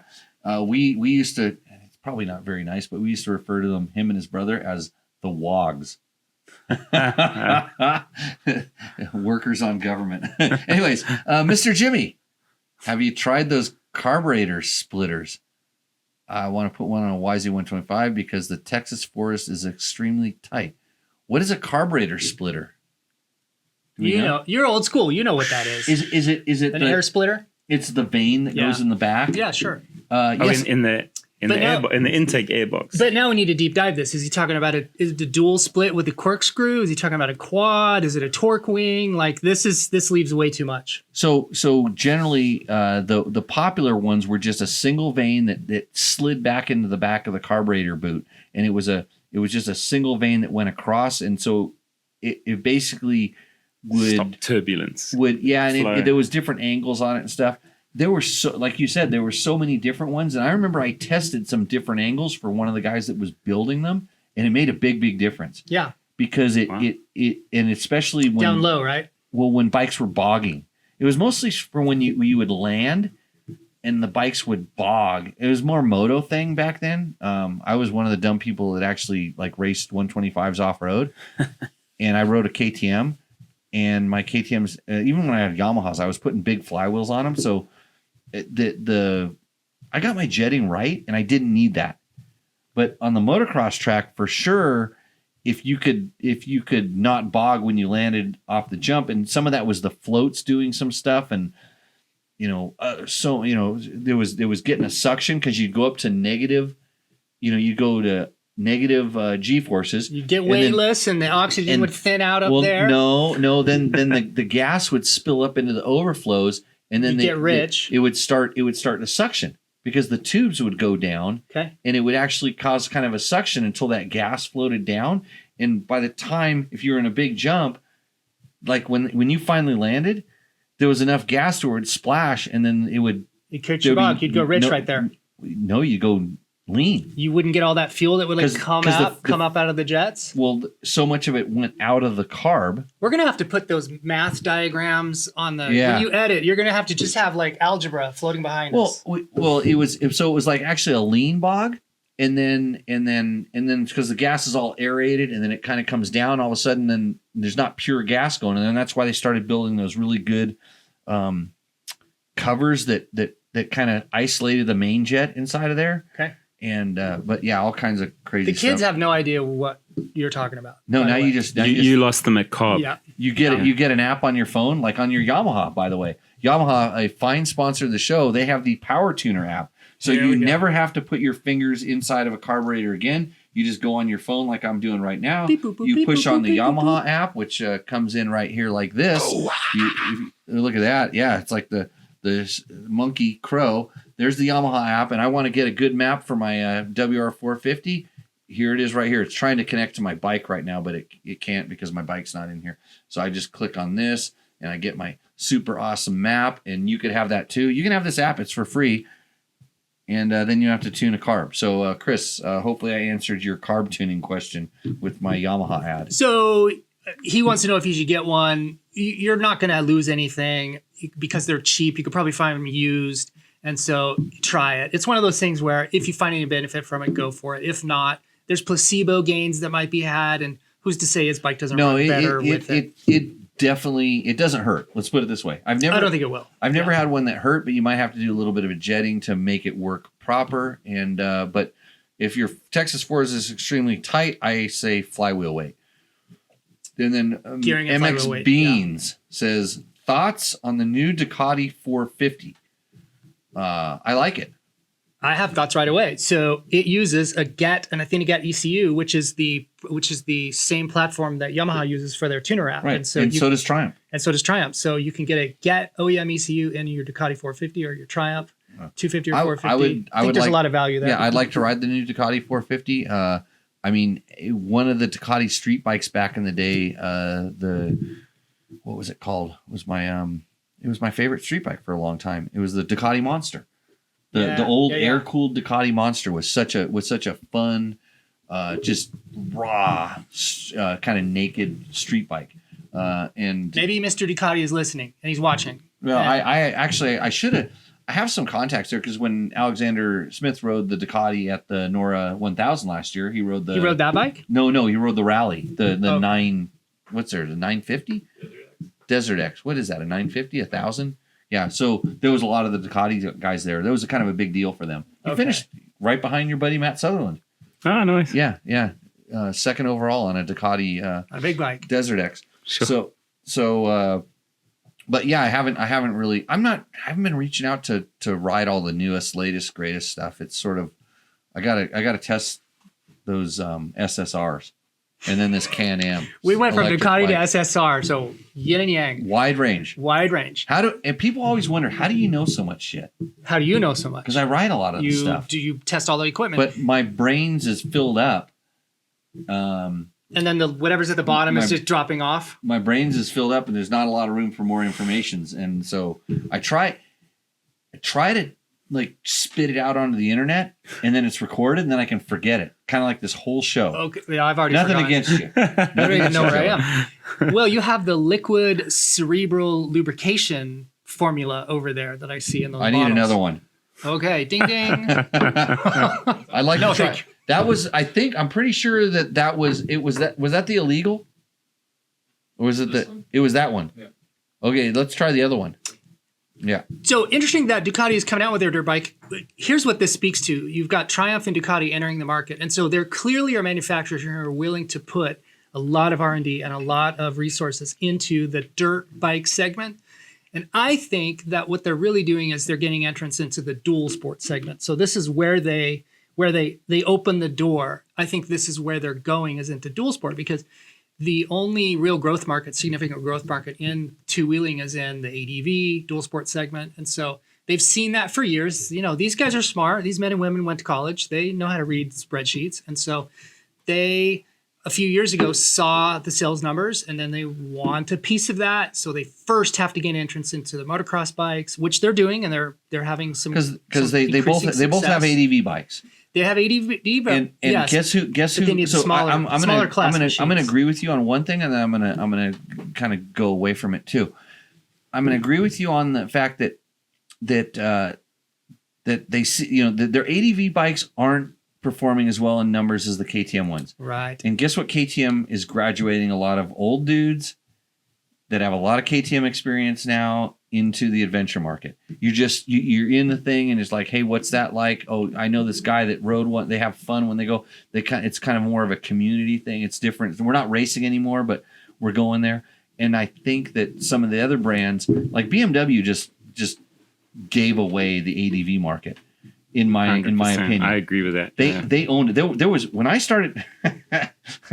Back when I walked in the snow. Tell us, Grandpa. Tell us. Yeah, when I Here we started, go. I raced for BMW back before ADV was a thing. It wasn't. I was riding a BMW twin cylinder bike, and they didn't even call it adventure bike. It was just there was stupid guys that were going to ride BMW twin cylinder bikes in the dirt, and they were generally going to go ride across the Darien Gap just like Helge Peterson did, and it wasn't called adventure at the time. It was just like big giant huge ass dual sport. Well, know? GS, like what is GS in German? It's like Geländeschlange. dual road. It's like dual terrain. Yeah. Pavement and off road. Mm-hmm. Jimmy was basically what he's basically admitting to is he was cool before there was a definition of the word cool. Like we all understand that. Okay, I'll say I wasn't cool. I just went created the market, created the trend. No, I just thought it was kind of fun to ride something different. I signed my BMW contract to race that twin cylinder bike. Yeah. Before I'd ever ridden the bike. I took That's a risk. well, it was good money. I took like this show. It's all about this show is all about the millions of dollars that come in from this show. The revenue, Yes. like all the other Flowing in from Africa and Australia. All the other YouTube creators are so blown away by how much money we can make. They're like, how do you do it? And I'm like, I'm not going to tell you my secret. No. But I went and we had a GS in the shop at Cycle World magazine, and I went and took it and I rode it because that's what I mean. That's what the bike was kind of going to be based off. They didn't even they'd ridden a prototype, but actually when the first time I went over, they did a tryout. I went over and rode the single cylinder bike, but it was for a magazine article, but it was a tryout. I didn't know it was a tryout. But Their failed dirt bike project, is that what that was? No, the single cylinder, the F650, the one that won Dakar 5 times. The 650. Okay. Yeah. I thought you were talking about their 450. The 450. That's a whole nother. Okay, that's a whole if nother anybody story. wants a BMW 450, I know where to get one. I know a guy that's selling one. Yeah. A cherry one, low Okay. mileage. That's an interesting bike too. One of the few only running ones in the world. Motor probably. spins backwards, counter shafts on the swing arm pivot, all this stuff. So, but back to the original story, I rode the stock GS around. I'm like, well, here we go. I tried to ride it in the dirt, and it had the small front wheel on it, the 17-inch front wheel or 19-inch front wheel, and I'm like, we'll see what this is. But when I went over to ride that single cylinder bike, all the guys in the team, which I knew from racing, they're like, "Hey Jimmy, you ride the Boxer. You ride the Boxer." I didn't know what they were talking about because I didn't even know it was called the Boxer. That was the engine. This is how naive I'm. Just a dirt bike guy. I don't know the BMW culture, and then I started hearing stories about when they were testing it, the wheel, because it's single-sided swing arm, much like that Can-Am that we're riding today. Single-sided swing arm, the wheel had come off a couple times and passed the rider. Whether Holy the bolt crap. sheared off or it got loose, but all this crazy stuff. That whole category didn't exist, and this is before KTM had a twin cylinder or anything. Yes. And it's just funny to see where that has gone, because they're, sport touring motorcycles don't exist. Like now everybody rides it. You see, Like sport touring, like Concours, Kawasaki Concours was a bike. the Honda STs, and it's like ST1100. smaller than Gold Wings, but bikes meant to go fast, long distances. Yamaha FJs, these bikes. FJ, they ended with FJ 1300. That was an amazing bike. Yeah.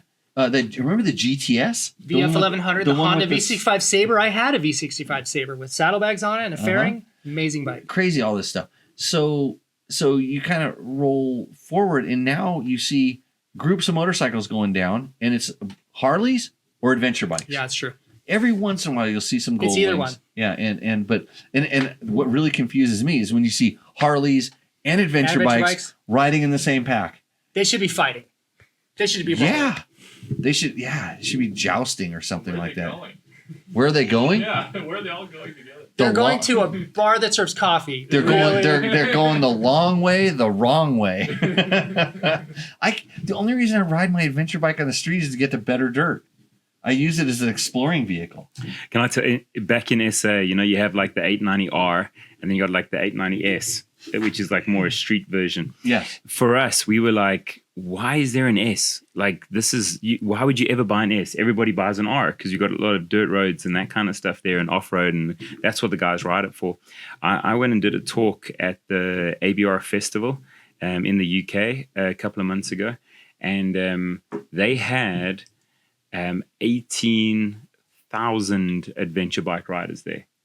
18,000 adventure bike riders, and I can tell you now, it was all of those S-type models. Yeah. So it's all just geared for road and good dirt road, not the R models, because the guys in those kind of places, they don't have terrain like you have here or we have in South Africa. And so those bikes are massively popular in those countries and a lot of Europe. Yeah. But for guys like yourself or guys like us, we're like, you want to ride it off road in a lot of the civilized world, like Europe and Canada and certain parts of the United States and South Africa, the civilized world. Sorry, I misheard the question. Yeah, it's almost illegal to ride off road. Yeah, exactly, right. and that's the problem. And especially so a lot of you think about where these manufacturers are, where BMW is, where KTM is. Exactly, that's it. Yeah, like they're like. When they actually come out here to test those bikes, sometimes like you can ride them here, like anywhere. Which is kind of anywhere. There's like dirt roads everywhere. We have, it's totally legal. It's really strange. For us as well, you just have to be faster than the cops, and then you can ride anywhere. So, MX Bean says he's let's see, he hopes the Ducati valve train holds up. It'll be really good. I hear they don't have much low end power. Well, if I rode one, I could tell you, but I haven't heard much because I don't pay attention. It's a double overhead cam, and so it's very likely to not have a lot of that low end grunt that you're probably going to have on a 500. Now it's funny you say that. I flashed all of the single overhead cams versus the power characteristics, but no, I think it doesn't matter whether it's single or double. I mean, I think it's easier to rev a double, but it doesn't necessarily mean that it would have better. You don't think it's a 1-to-1? No, okay. not on that. And he said, I sold my KTM, got to hair for a bit there. Maybe he got hair transplants with the money from his selling the KTM. Yeah, I don't know. Here, I don't know what he speaks Australian, so we don't understand. Do better typing. Is this the Australian dude? I don't know, MX Beans? Or is that Chris? No, you said one of these dudes. Chris is Australian. Maybe he speaks Canadian, and that's why we can't understand MX Beans. And sometimes when we get this late in the show, what happens is there's a little bit of a delay because our internets aren't good enough here, and then so the show they're seeing is a little bit behind us, so the questions take a little bit time to catch up. So a lot of times I have to preload the question a little bit, and then we have to drag it on so they can respond to it. So if you want to get into it and respond, so Chris I think he has a couple crazy little daughters that he has to try to control, and he can only sneak little tech talk moments in there. So also, our Mr. Beans might be using Harry. Okay, look at this. I got to Harry for a bit there. So he sold his KTM because the KTM was a bit hairy. Or he got hairy. No, I think he means hairy as in scary. Scary, okay. So as in it got a little bit hairy.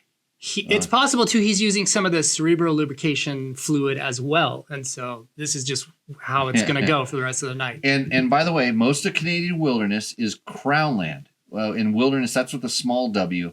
I hate to use the word wilderness ever when we're talking about off-roading, just because wilderness here, they try to shove it down your throat and make you think it's good. Wilderness means no motorized and no mechanized. Suppose we transpose that to off-road or outback. Like most of the Canadian bush, outback bush is crown land. So and for here we call it public lands. Yeah. Crown land would be public lands. We call it bush use felt. Yeah. Beautiful, just need gas and a good set of knobby tires. Nice. Right on. Maybe we need to go to Canada. Maybe Canada is the promised land. Canada is cool. I loved it. Right there. I was right at the border, and I didn't go. I almost went across, but I started thinking like, is it going to be weird that I go across for like 2 hours just to get an ice cream? I might be running something across the border. Their ice, Canadian ice, Canadian ice will pick you up, man. Or all the guys. Revenge. They'd come out of the ground right behind me. And they're like, you've been saying mean shit about us, but we really like you because we're good people. And they hand me some whiskey because they make some good Canadian whiskey. I hope that's what happens to you. Yeah. And some bacon and maple syrup. Oh, that too. Okay. So we've answered most. We have quite more questions, Mike. I got some questions here. We have that segment. We call it Roost or Endo. Yeah. Yeah, that's brought to you by Takamoto. That's Happy to do it. takamoto.co. But I do have a thing here. We're 5. I think we're like a solid 4 maybe years into that. You just got another 5. question from MX Beans as well. Is it Michael? Okay, yeah, here it is. So Mike. Mike me or Mike him? Mike him. Mike him. 13 days ago, got back to me. 13. And he was saying an episode or two after this, I asked some questions in the live chat because my bike kept cutting out. I was finally able to locate the problem, and it was electrical. So I always tell people, like, I do this in the, because you allow me to moderate a little bit on the EXC to good effect, forum, and thank you for doing it. Which I have a short attention span, and then once I see like 9 or 10 comments, unless I kind of want to go down a rabbit hole, I just ignore it because at that point, hopefully the problem's been solved, or it's just it's a free for all. It's Billy Bob Big Sprockets going against Joey Beer Belly, 526 Mega Roost, and they're gonna try. I know that guy. I ride with that guy. Yeah, they're gonna tell you that. I'm sorry, Billy Bob. They're gonna tell you like, oh, you need to run this gas and this oil, and then I don't have time for that. My requirement, and every once in a while I pipe up and I say this in the chat, it's like, when you get the solution, the one that works for you, please put it back in the original comment. Go back into the OP. Put us out of our misery. Or comment like, yes, all you dick brains that are trying to get me to run your gas and your pipe and your ECU setting and it didn't work. The guy that told me to turn the throttle farther was right. I turned the throttle farther and my bike went way faster. Okay, not to say that I've ever done that, but anyways, so I'm saying, so Mike said I was finally able to locate the problem, and it was electrical. One of the yellow wires from the stator had loosened up in the bullet connector. Yeah. This made the connection get really hot, and resistance equals heat, burned it out, and it melted through the bullet connector insulation and onto one of the stop switch wires. Oh, that's a good one. So his bike was in a constant, it was grounding out and it was shutting down the heated ECU. Up, melted, and that's a good one. Yeah, and I'll tell you, if there's, and I don't like to say bad things about KTMs all the time, which it seems like I do, because Yamaha's because he's not sponsored by KTM. Yeah. They used to help us out, but I don't care. If you have a bad thing about a Yamaha, I'll say it too, because we want to come to the answer. KTM wires are shit. They have had that reputation. Yeah, they like to put the smallest wires on the bikes. Most of the time, it's okay until the bike starts getting old. It's about weight, right? And yeah, they're saving weight, and you guys all want a low scale weight, so they're going to put a tiny wire on it. And if that wire gets pinched, it slips down and goes between the triple clamp stop. If it just from years of use folds and cracks, you're going to have a wiring harness problem. And most of the electrical issues are really simple if you know how to trace them down and figure it out. But so it's the thing. So this, can I say a piece? I've never seen it do the bullet connector. I melt there. It's always been a couple little. It's always at the headset, where they kind of the wires break and fray at the headset. Can I say a quick piece about the electrical? Okay. Having talked to many KTM factory mechanics, a lot of these race teams will change a complete harness, a couple of times a season. Yes. Because a KTM harness is built for weight savings, economy, it's built for value. And a harness on a KTM product, on a dirt bike product, we're not talking about like a proper ADV street bike. Right. We're talking about the competition dirt bikes. Specifically, competition and enduro-style dirt bikes. But EXCs also. Including that. So let's call it like the 125 to the 501 class bikes. Those wire harnesses are thought to be, or they're treated as if they are a maintenance item. And so when you have a bike that has a 5-year-old harness, that harness, I preach electrical system maintenance. It's a thing. It's a much overlooked and much ignored thing. But that harness should probably, at about 5 years, if you have a 5-year-old bike, that harness should probably come out of your bike. What year does that mean all of my bikes are 5 years old? No, and I've replaced a couple wiring harnesses. There's one that's really cheap, and that's the one that goes to all the lights and stuff. The like lighting harness is an aux harness. Which I rarely replace anymore because I don't, I just kind of do it. But that one that goes from the ECU to the main to harness. The main harness. You know what I'm talking about. That's really expensive. It can be up to $400. $400, yeah.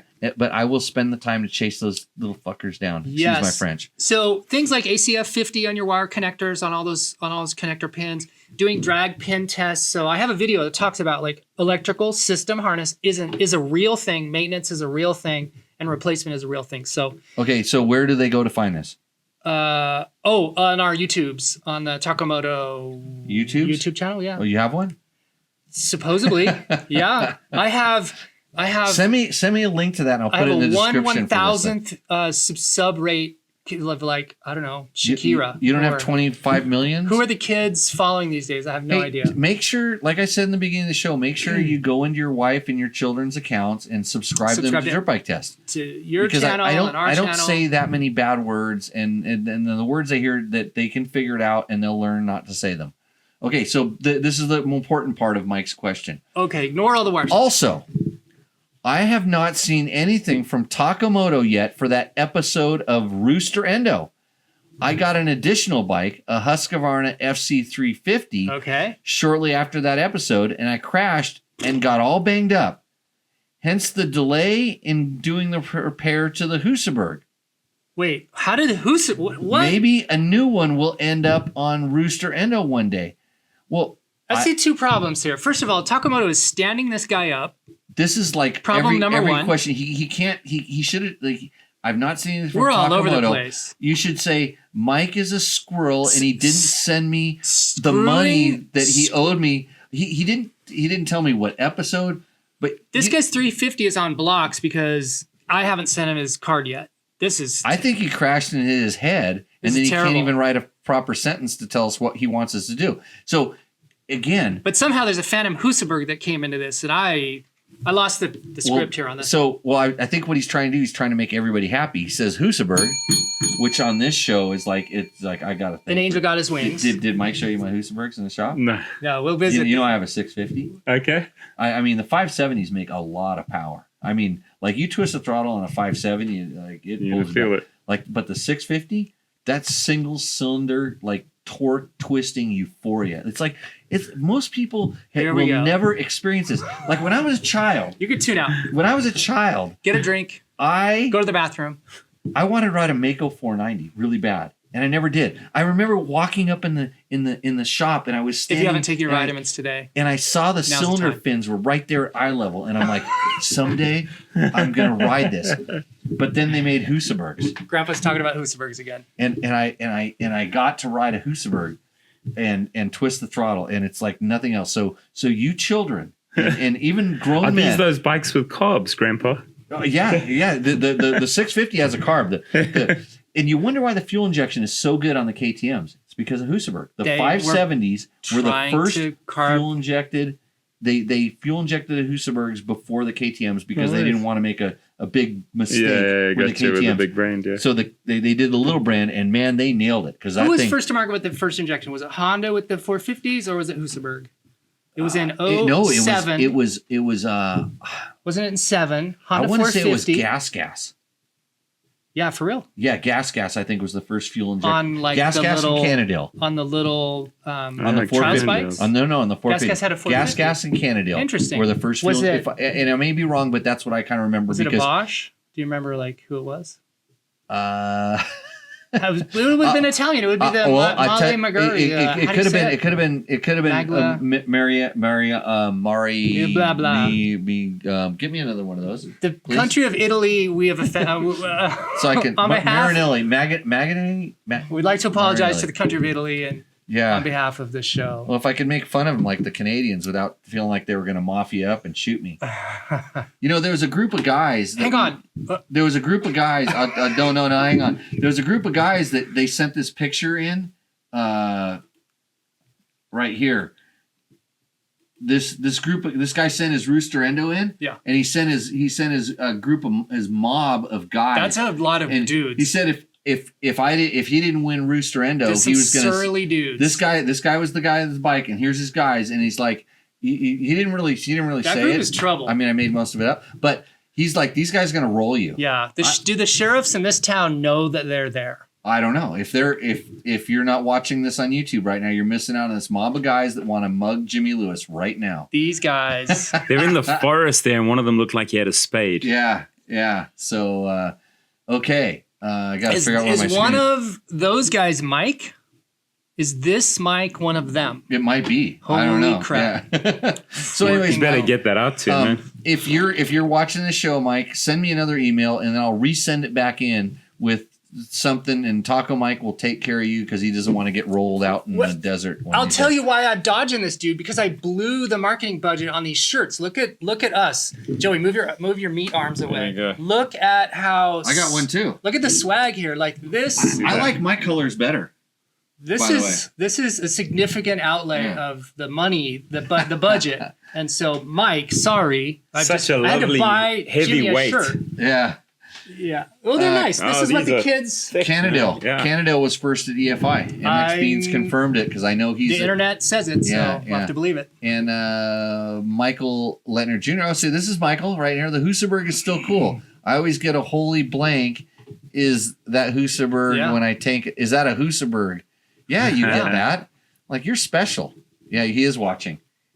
He's watching. Yeah, I believe he's probably just profiling you to figure out how to come and roll you with his gang of these homies. gang of bikers. Yes, I like to call them there. I'm gonna get our top people on it as soon as I get back to the headquarters. You can just fill up another one. Yeah.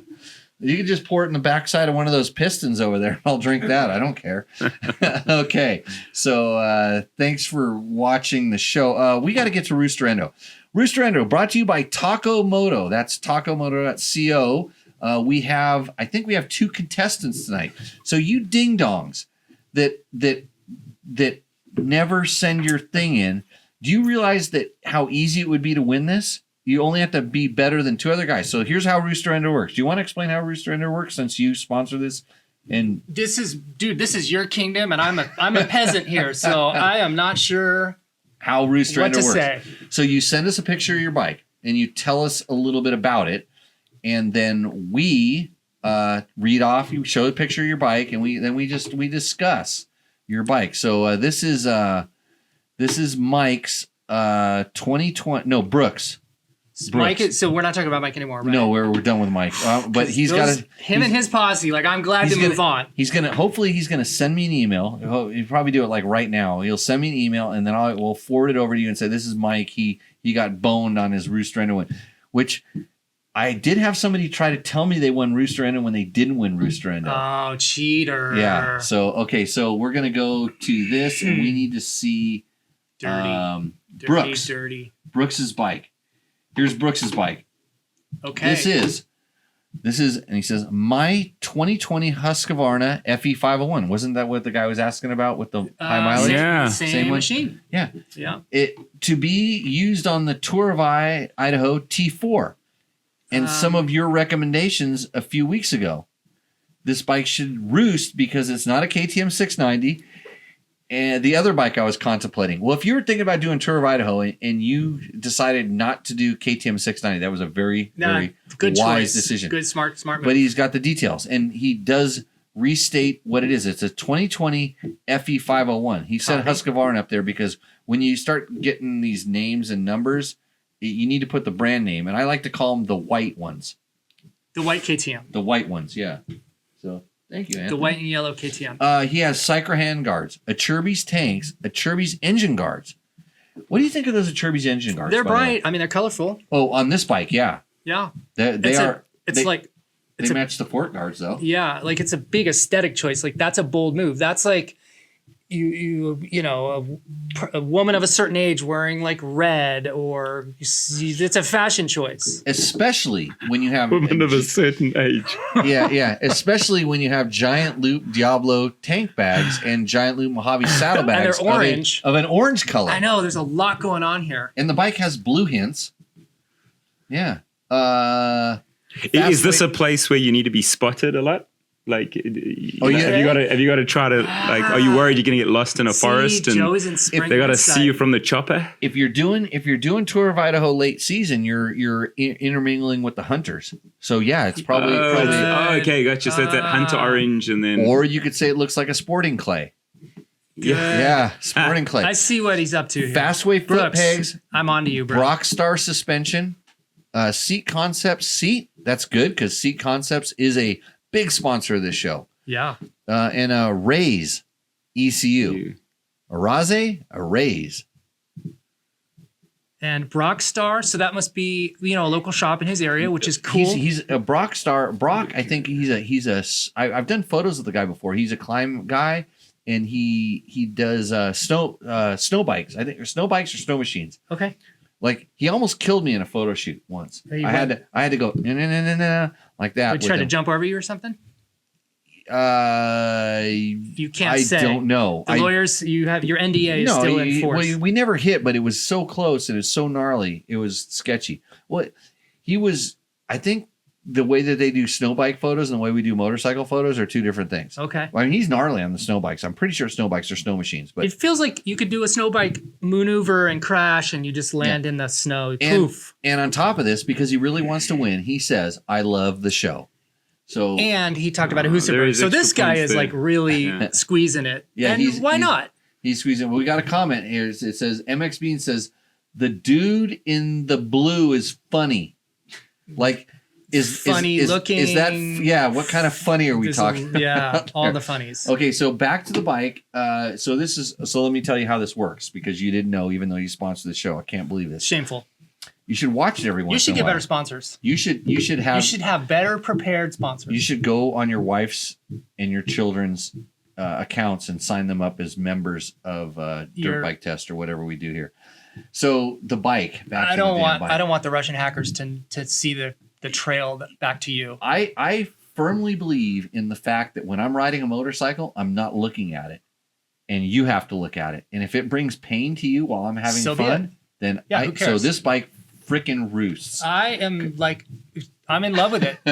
I have no problem with any choices on that bike. There's not one Taco Moto part in his build. I know, but I love it anyway. Okay, shows you're not very brand loyal. I am willing to sacrifice any of my own self-interest to like his cool choices. I think he did a good job here. Brooks, high five. Needs to just maybe top it off with a set of these. There we go. Oh, Double Take, another sponsor show, Double Take mirrors. Oh, he does not have double takes. Yeah. That's not the S model, so that's not the street legal model. So that doesn't have turn You get signals. they He also didn't come make with that mirror clips. small little mirror that's pretty cool. Okay, but your answer is like Roost or Endo? Yeah, that's a Roost. Roost? Yeah, I Yeah, like for it. sure. Roost? I like Okay. it. It's a Roost. You know, just because it roosts does not mean that it's going to win.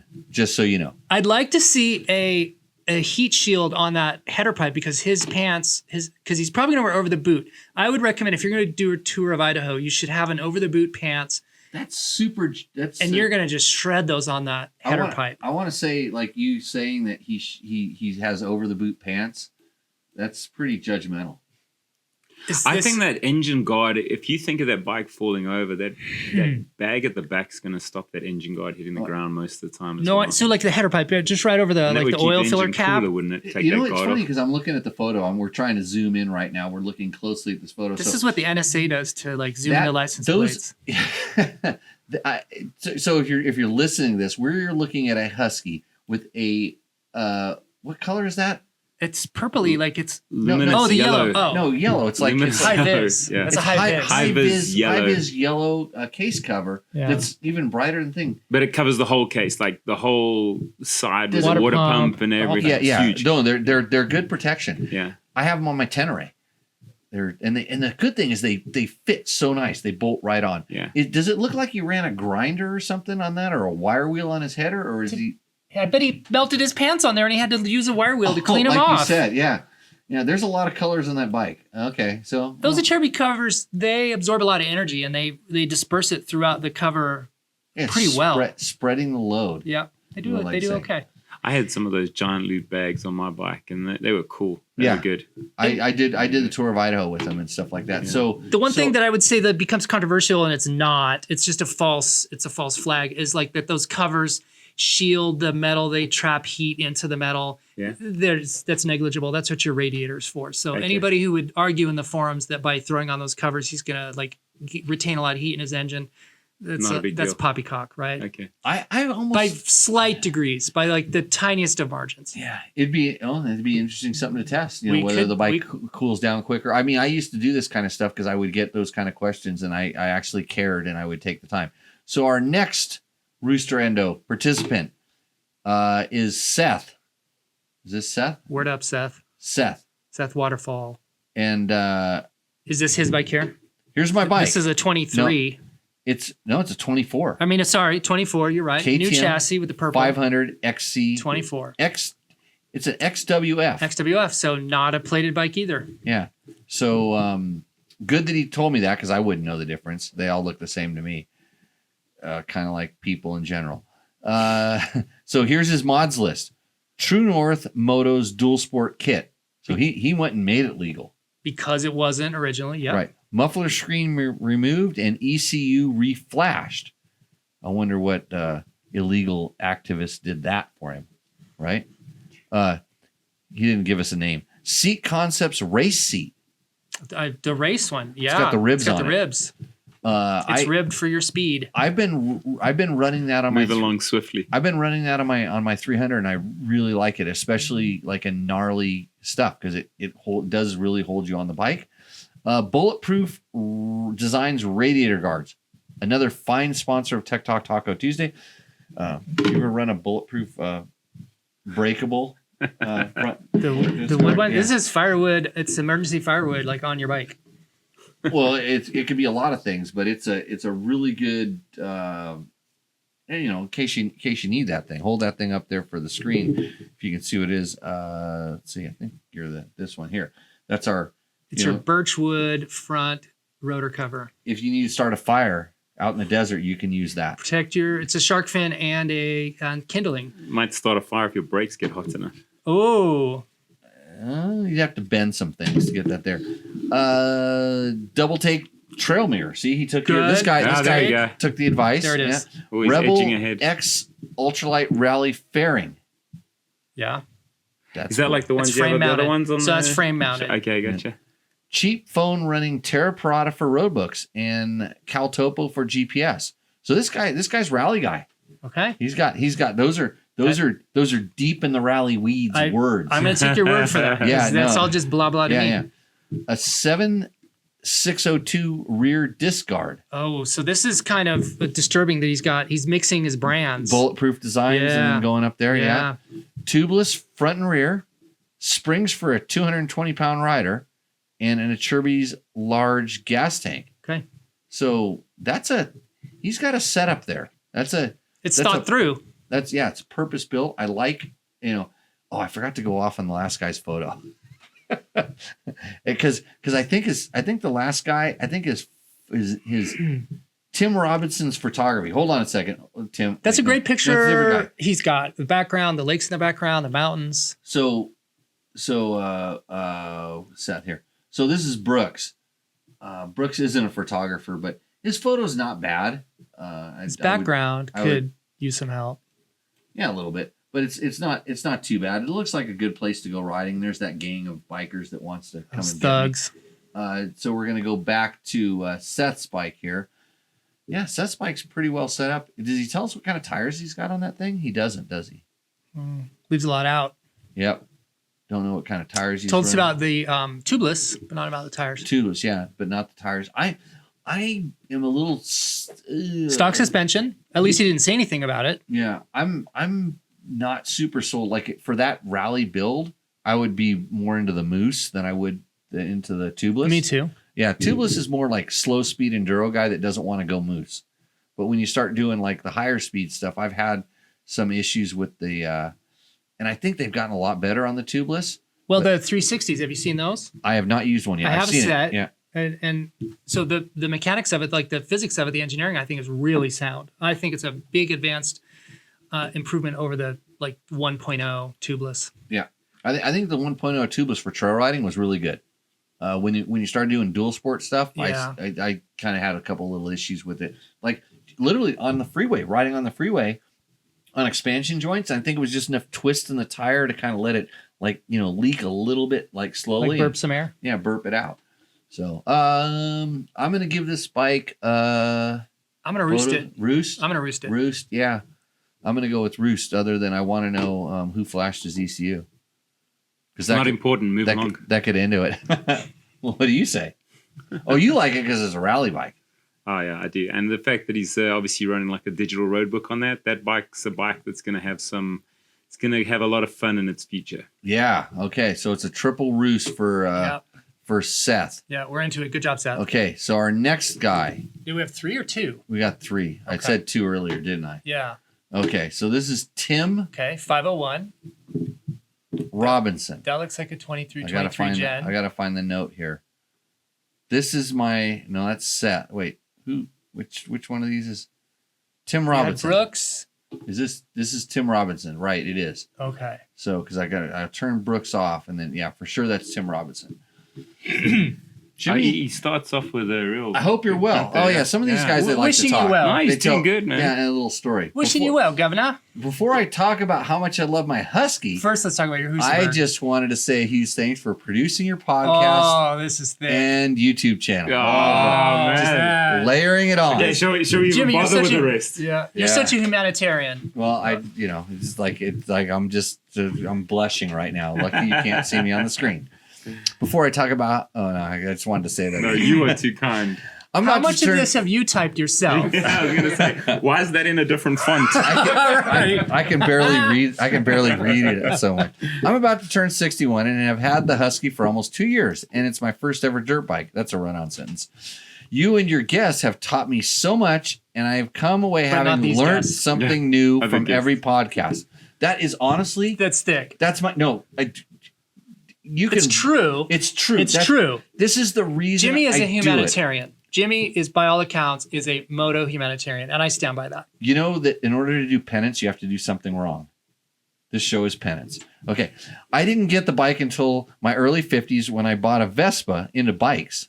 I'm doing this correction live, and you thought Logan couldn't read. Early 50s when I bought a Vespa, then I found I like to go further than the beach and cafe, so I bought a Moto Guzzi. Okay, this is the history lesson. And then I here. found I like dirt roads, so I bought a GS 1250 as my wife also wanted to come with me. And then while riding a rental DR 650, he saw the light. on the dirt back road in the rain up in the Nevada, Del Ruz, and Columbia with my wife on the back, double run on extra sentence, luggage, I felt I would really like a dirt bike. So here I am, my first dirt bike, a Husky 501. Good. Biggest regret is not doing all of this years ago, but better late than never. We now have ridden India, Cambodia, Thailand, Bali, and planning more trips. On the Colombia. 501? They read 2 up on that thing. He's bragging about No, all he the can't places because he's he's been. got these bags. I don't think he's. He gonna gets pass to it. brag, man. If he starts riding dirt bikes at that age, what a legend. But Yeah. I'm trying to tease out here. Did he do all those countries on the 501 or was this on the GS? Hold on. Or was this on the rental Probably DRZ? rented. Maybe he's renting as he Because normally goes. if you're traveling all those different you're countries, renting. you're renting. I have all the questions. This is my Husky. I wanted a weekend bike that was big enough to handle some highway miles and camping gear and small enough to be fun on some easy single and 2-track. Yeah. Most mods are for comfort, so I can still walk when I get home on a Sunday night, front to back. Okay. Oh, he's got a Oh, method. he's got a whole list. Yeah. Golden Tire 723, good enough for Lyndon Poskett to race, then tour through Asia. So good enough for me. Sound judgment. So here's the good thing about that. He's naming the guy that recommended his product, so that guy hopefully gets some cred for recommending a good product. So He's spreading the love around It's like all what over. people are going to say at all that Yamaha deal is about you. Taco Moto Tugger. Made by Tugger Straps, the guys out of Utah. Good. I was just going to kind of bring that up. Yep. But you Utah guys, you're like a cult, by the way. Well, I'm a Vegas guy, but the You're- Tugger Strap guys are out of Utah, and they have a good product, and we just put some branding on there. Is all. That's good. They make good stuff. I Yeah. run them. ET Racing 110 watt headlight, the brightest I could find so I can see those kangaroos if I'm caught out at night. Okay, kangaroos in Colombia. True or false? Man, you're going to Well, need you a have bright dinosaurs on headlight your to see desk. those. In. So up is down, down is up. Got it. Mako 360 handlebar damper to reduce the vibes, coupled with a Scott steering damper to save my ass when I'm tired at the end of the day. Valid. That's fake news. That's real deal. Nope. Okay. So not to me to pump my sponsors, which Scott's is I've been with Scott's, love their dampers, they're the best ones in the market. I'm also a flex handlebar guy. And what he said here is if he's running a Mako 360 and he's getting tired at the end of the day, it's definitely not the Scott's damper, which will not save you. See where I'm going with this? But if you had flex bars, maybe you wouldn't be tired. Okay. Just a little sponsor. Plug. Kidding. No, they do definitely reduce the handlebar vibes. And Pro Grip Rally foam grips, that's Good a choice. pro. Did you run foam grips? All the time. All the time, On yeah. all my bikes. Yeah. I love those. Again, to reduce the buzz with some heated grips under them because I still like riding when it's below freezing on a cold I don't know morning. you could fit In heats under Colombia. that. Jeez. Maybe he's riding in Canada with those I don't know. I've never thugs. been to Colombia. Those so I can't hooligans. say. Oh, But those foam grips, they look like a kid's bicycle. people laugh at But them. man, they are So the good. best, dude. Yeah, for dual sport and rally, for sure. Exactly. All of Yeah. Dakar, no blisters, nothing. Yeah. Just Garmin XT mounted on the Mako for a neat look. Pro grips are Okay. Italian, by the way. Those are made in Yeah. Italy. Hold on a second. We got some comments coming in. How do we enter? Says MX Beans. I really don't use my bikes much anymore, sadly. He's already lost. Is Taco Mike sleeping over? I'm already slept. Yeah. I was over here last. I live here now. Jesse G says, and that giant loop sticker is trash. Mine peeled back in the tank. Well, Yeah. it's He had a sticker on the tank. You can't put a sticker on a tank. a sticker on a gas tank. yeah. That's why, like, with my rally bike, it's all tanks, and even the decals on there, This they have guy, the little slits in it, and they Jesse don't last. G, come on. He should have bought a white or yellow saddlebag. Yeah. This is the bike That's we true. just did. Yeah. Yeah, with the orange one. No, but then here- the hunters wouldn't see him. He needed the high vis. Yeah, so MX Bean says is a technical question because we don't like to be very linear on this program. We like to be a little, It's- bouncy. Yeah, all over the show. When It's doing like the Interstellar movie where it's like, are we in the future or the past? Who knows? when doing fork seals, do you replace the clips or any hardware? I don't replace the clips. Like those are the rings that hold the seals in. Bushings, depending on the wear level. I mean, bushings will tell you whether they need to be replaced or not. But like the hardware, not really. Just the seals. Yeah, usually. some of that can last the life of the bike. Yeah, and he says he knows how to inspect the Teflon bushings and all that. But no, I don't replace the unless I damage them. Sometimes, I'm pretty good with the hammer and the screwdriver, so you got to be careful. And Doug Derby says you can't score this guy anything less than maximum. I'm leaning in that direction too. Which guy, Doug? I mean, because It's got to be the last guy. the Our last current guy guy. now. Yeah. Okay, our current guy. Just because he's like, such effort and There's a lot of effort, but I'm having It's older. what we would call like You're glazing over. well, no, he's talking like he's from Colombia. That picture definitely looks like Colombia, but then he's talking about like heated grips and then kangaroos. maybe I'm wrong. Maybe they do get snow in Colombia or something like that. But and kangaroos, yeah, that doesn't. That kind of are threw you with me. me The here? kangaroos threw me. Yeah. Colombian kangaroos. Wait till Okay. he drops a couple of Husaberg references in here. Oh, then he wins. Chirby's tank for some decent range. Seat concept seat because I rode a DR650 for 5 weeks on a standard seat. And my ass will never be the same again. TMI. Well, I think DR650. Well, we need photos. You can't just take his word. Well, there's What kind of show is this? There's a comment for everybody. Hand Cush driver hub and XL rim to be kind to the drivetrain for the sealed roads. And that will also decrease engine vibes coming up into the chassis into your hands as well. Really, Yeah. the Cush hub. Yeah, Cush Hub does a really nice job of like harshing out some of those high frequency driveline pulses. There is a noticeable difference in your hands.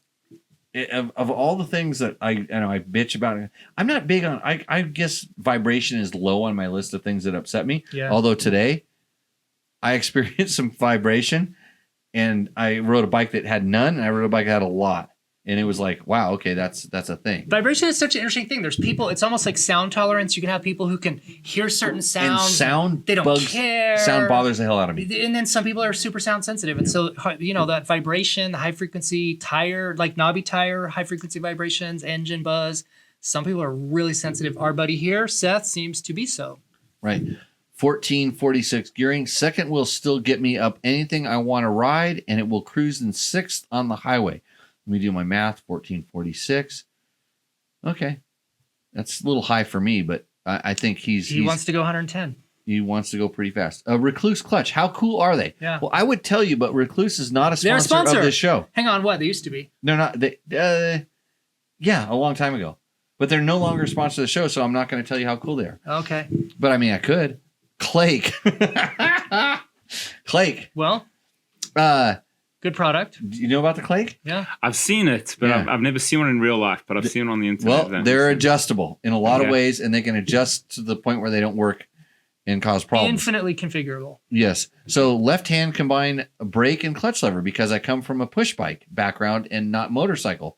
Foot brake has been deleted. Oh boy. Oh, that's But good for you that you can do that because Anthony over here is trying to lean that direction. He got pissed off because the Can-Am has a foot brake, which by the way, it's adjusted so far down that just like your front brake lever, it's basically useless for me.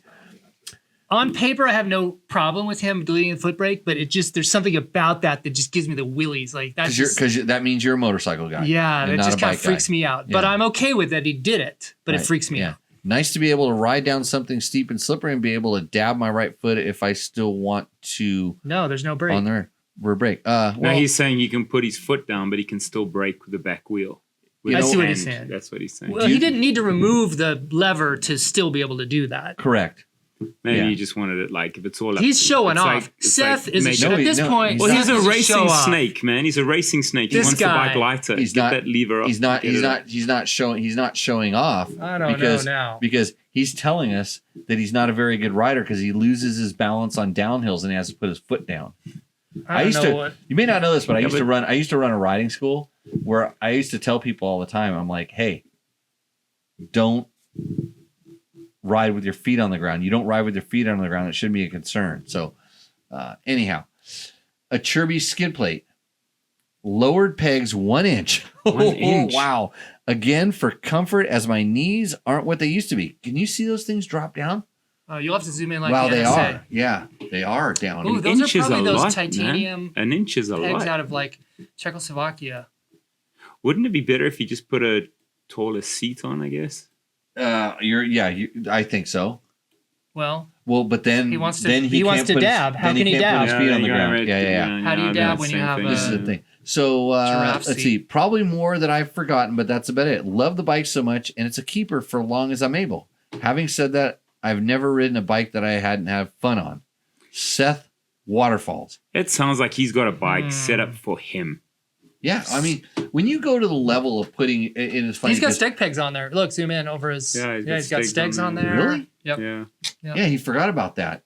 I mean, For- he admitted more You- than he forgot. You know what? For that, I'm giving this bike an endo. Come on. No, fully endo. He's 61. Homie is 61. He's out there Dude, shredding he's it. just born his heart to you here and He- told you he loved the show. Remember the first paragraph? And I he was forgot like that an already. older dude. Why and- are you turned on this Come guy? on, man. I'm saying. And now you're like sending him up the river. No, I'm not sending him up the river. I'm telling him that he challenged me geographically with kangaroos, cold temperatures and heated grips, and Colombia. Yeah, but the I'm thing is, you so have confused. listeners all over the world. He's just telling you that he's been to all these I'll places. tell you, you know how many letters I've gotten from AI lately that are just telling me how awesome I am and they want to sponsor my podcast? It's so Take 'em up many on it. that I'm afraid that he actually didn't use AI to do any of this because AI would have caught those mistakes. I love Seth, but your I'm bike, into it, Seth. you're Seth, I'm endos. for it. These guys I'm can't. pro Seth. They can't be real. And I don't know about those drop foot pegs. That kind See- of worries me, but I get it. It's for him. I'm but, on Seth's side. I like Seth. Seth seems like a good dude.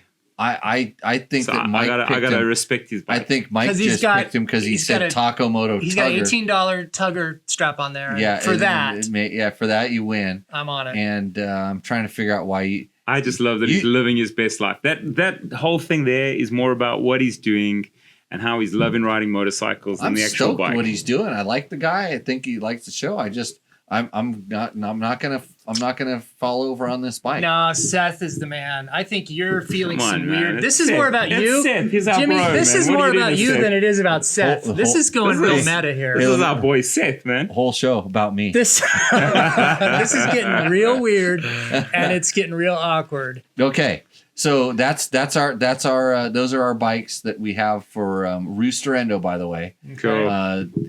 So just so you know, This is brought to you by Takomoto. Yeah. This is a lot Takomoto riding on branded this. segment. He's given out a $100 gift certificate. You know what? Bones. Did we have a winner last time? I don't remember whether we skipped it. I don't remember because I was going to double it up. We've done this before. Yeah, you've done it. To I do- get like double emails. Yeah, I get 2 big wieners. yeah. Oh, it gets all messed up. But anyways, well, we won't do it this time. Maybe next week's a double or nothing. Because all I was going to do on this show is give away a product. I'm gonna surprise you tonight. Okay. Oh, there's a surprise. So anyways, so what we do now is we pick the winner, the one that gave big us wiener. the most enjoyment. So here's our options Yeah, here. We're gonna let's go go back through one and more review. time. So we've got That's Seth's. Seth's. No, that's Seth. No. That's Seth, and this is Oh, Tim. I had PTSD when Wait, you brought the homies back Wait a up. minute. Is that Tim? Did we were using Brooks? There's Brooks. Hold on a I'm second. so confused. Right Hold on. now. Well, you're confused. You should try running this stupid show. It's so Can we just hard not to pick do. the bike and then we'll match it with the I'll do- name okay. afterwards? This is like an air traffic control screen I'm looking at right here. Oh, it's worse than that because I'm not even on meth. today. Okay, so this is Oh, Brooks. man. Okay. This is Brooks. Brooks is the Yeah. yellow and orange. This is Seth. Oh, is Seth the? Yeah, Seth is You Rally. were saying Rally Seth was dude. the other dude. Oh, and because I got confused because it. Oh, great. We're and meant to be then- giving this is- Seth props. this We're is- meant to be giving Okay, Tim. here's the other reason. This is Tim Robinson. We're just saying his name. Hey, you know what, Tim? If you were watching the show, free Seth. Yes. If you were watching the show, you could have said we were saying the wrong name. This is Tim Robinson. Tim Robinson. Okay, so Tim is the dude who's. Tim is the old dude. Okay, gotcha. that- Who's that's riding all over the world with kangaroos sits and country. kangaroos and snow. and snow, and somehow With his in Girlfriend on the Colombia, yeah, in Colombia, has ridden every bike, Moto Guzzi and Vespas included. And Jason Abbott showed up. He said, "Free Seth." Actually, Jason, you story. meant free, That's a shirt. free Tim. Yeah, free Tim. So we know Tim, what he meant. Tim is a photographer. We're onto him. So here's the other reason I think that that photo is AI. no, it's disrespectful to the bike. You're looking down on the bike. Oh, that's No, he's that's standing deep. behind the bike and he's going, this bike is taking me places. He should have squatted down and bowed down to the bike and taken a nice picture of the bike's a little more prominent, kind of like Seth did here. See how Seth's at a lower angle at the But bike? it's like cultures. Maybe he was about to bow and like standing, and, you know.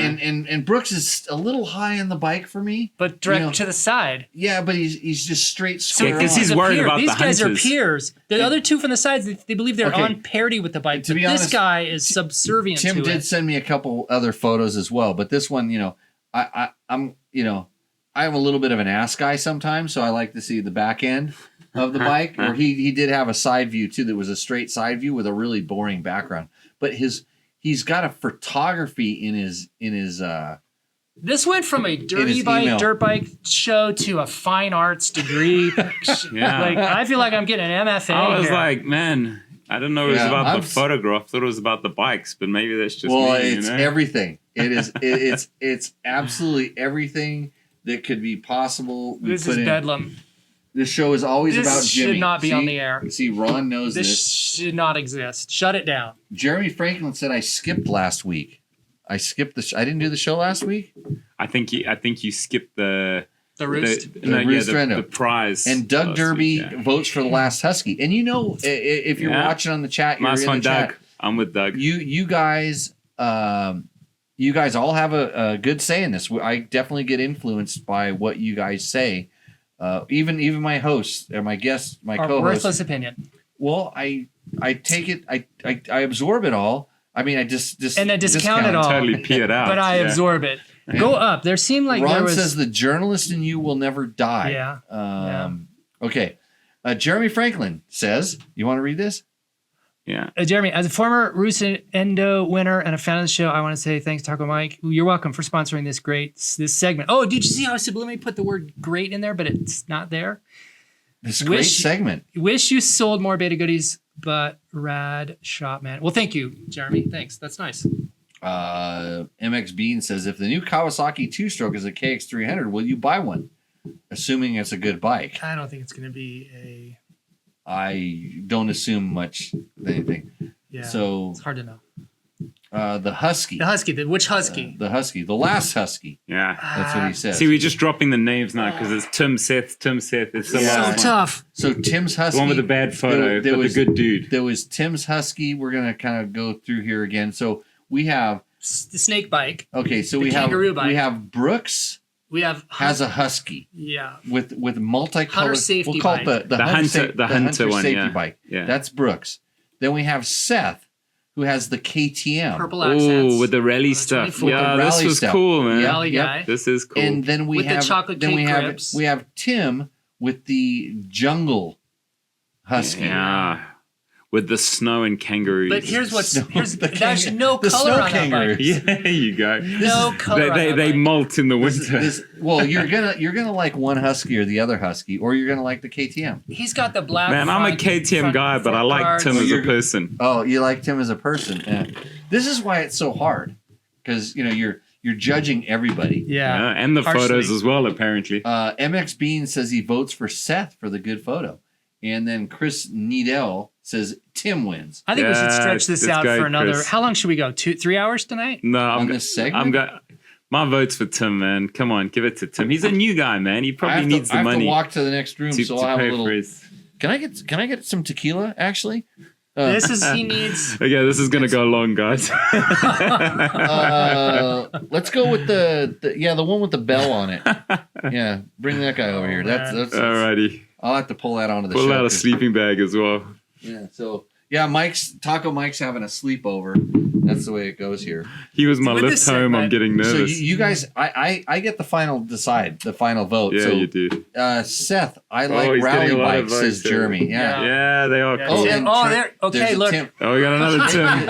It's The a- crowd is coming in. Don't worry, because Jimmy's busy over here going Tim.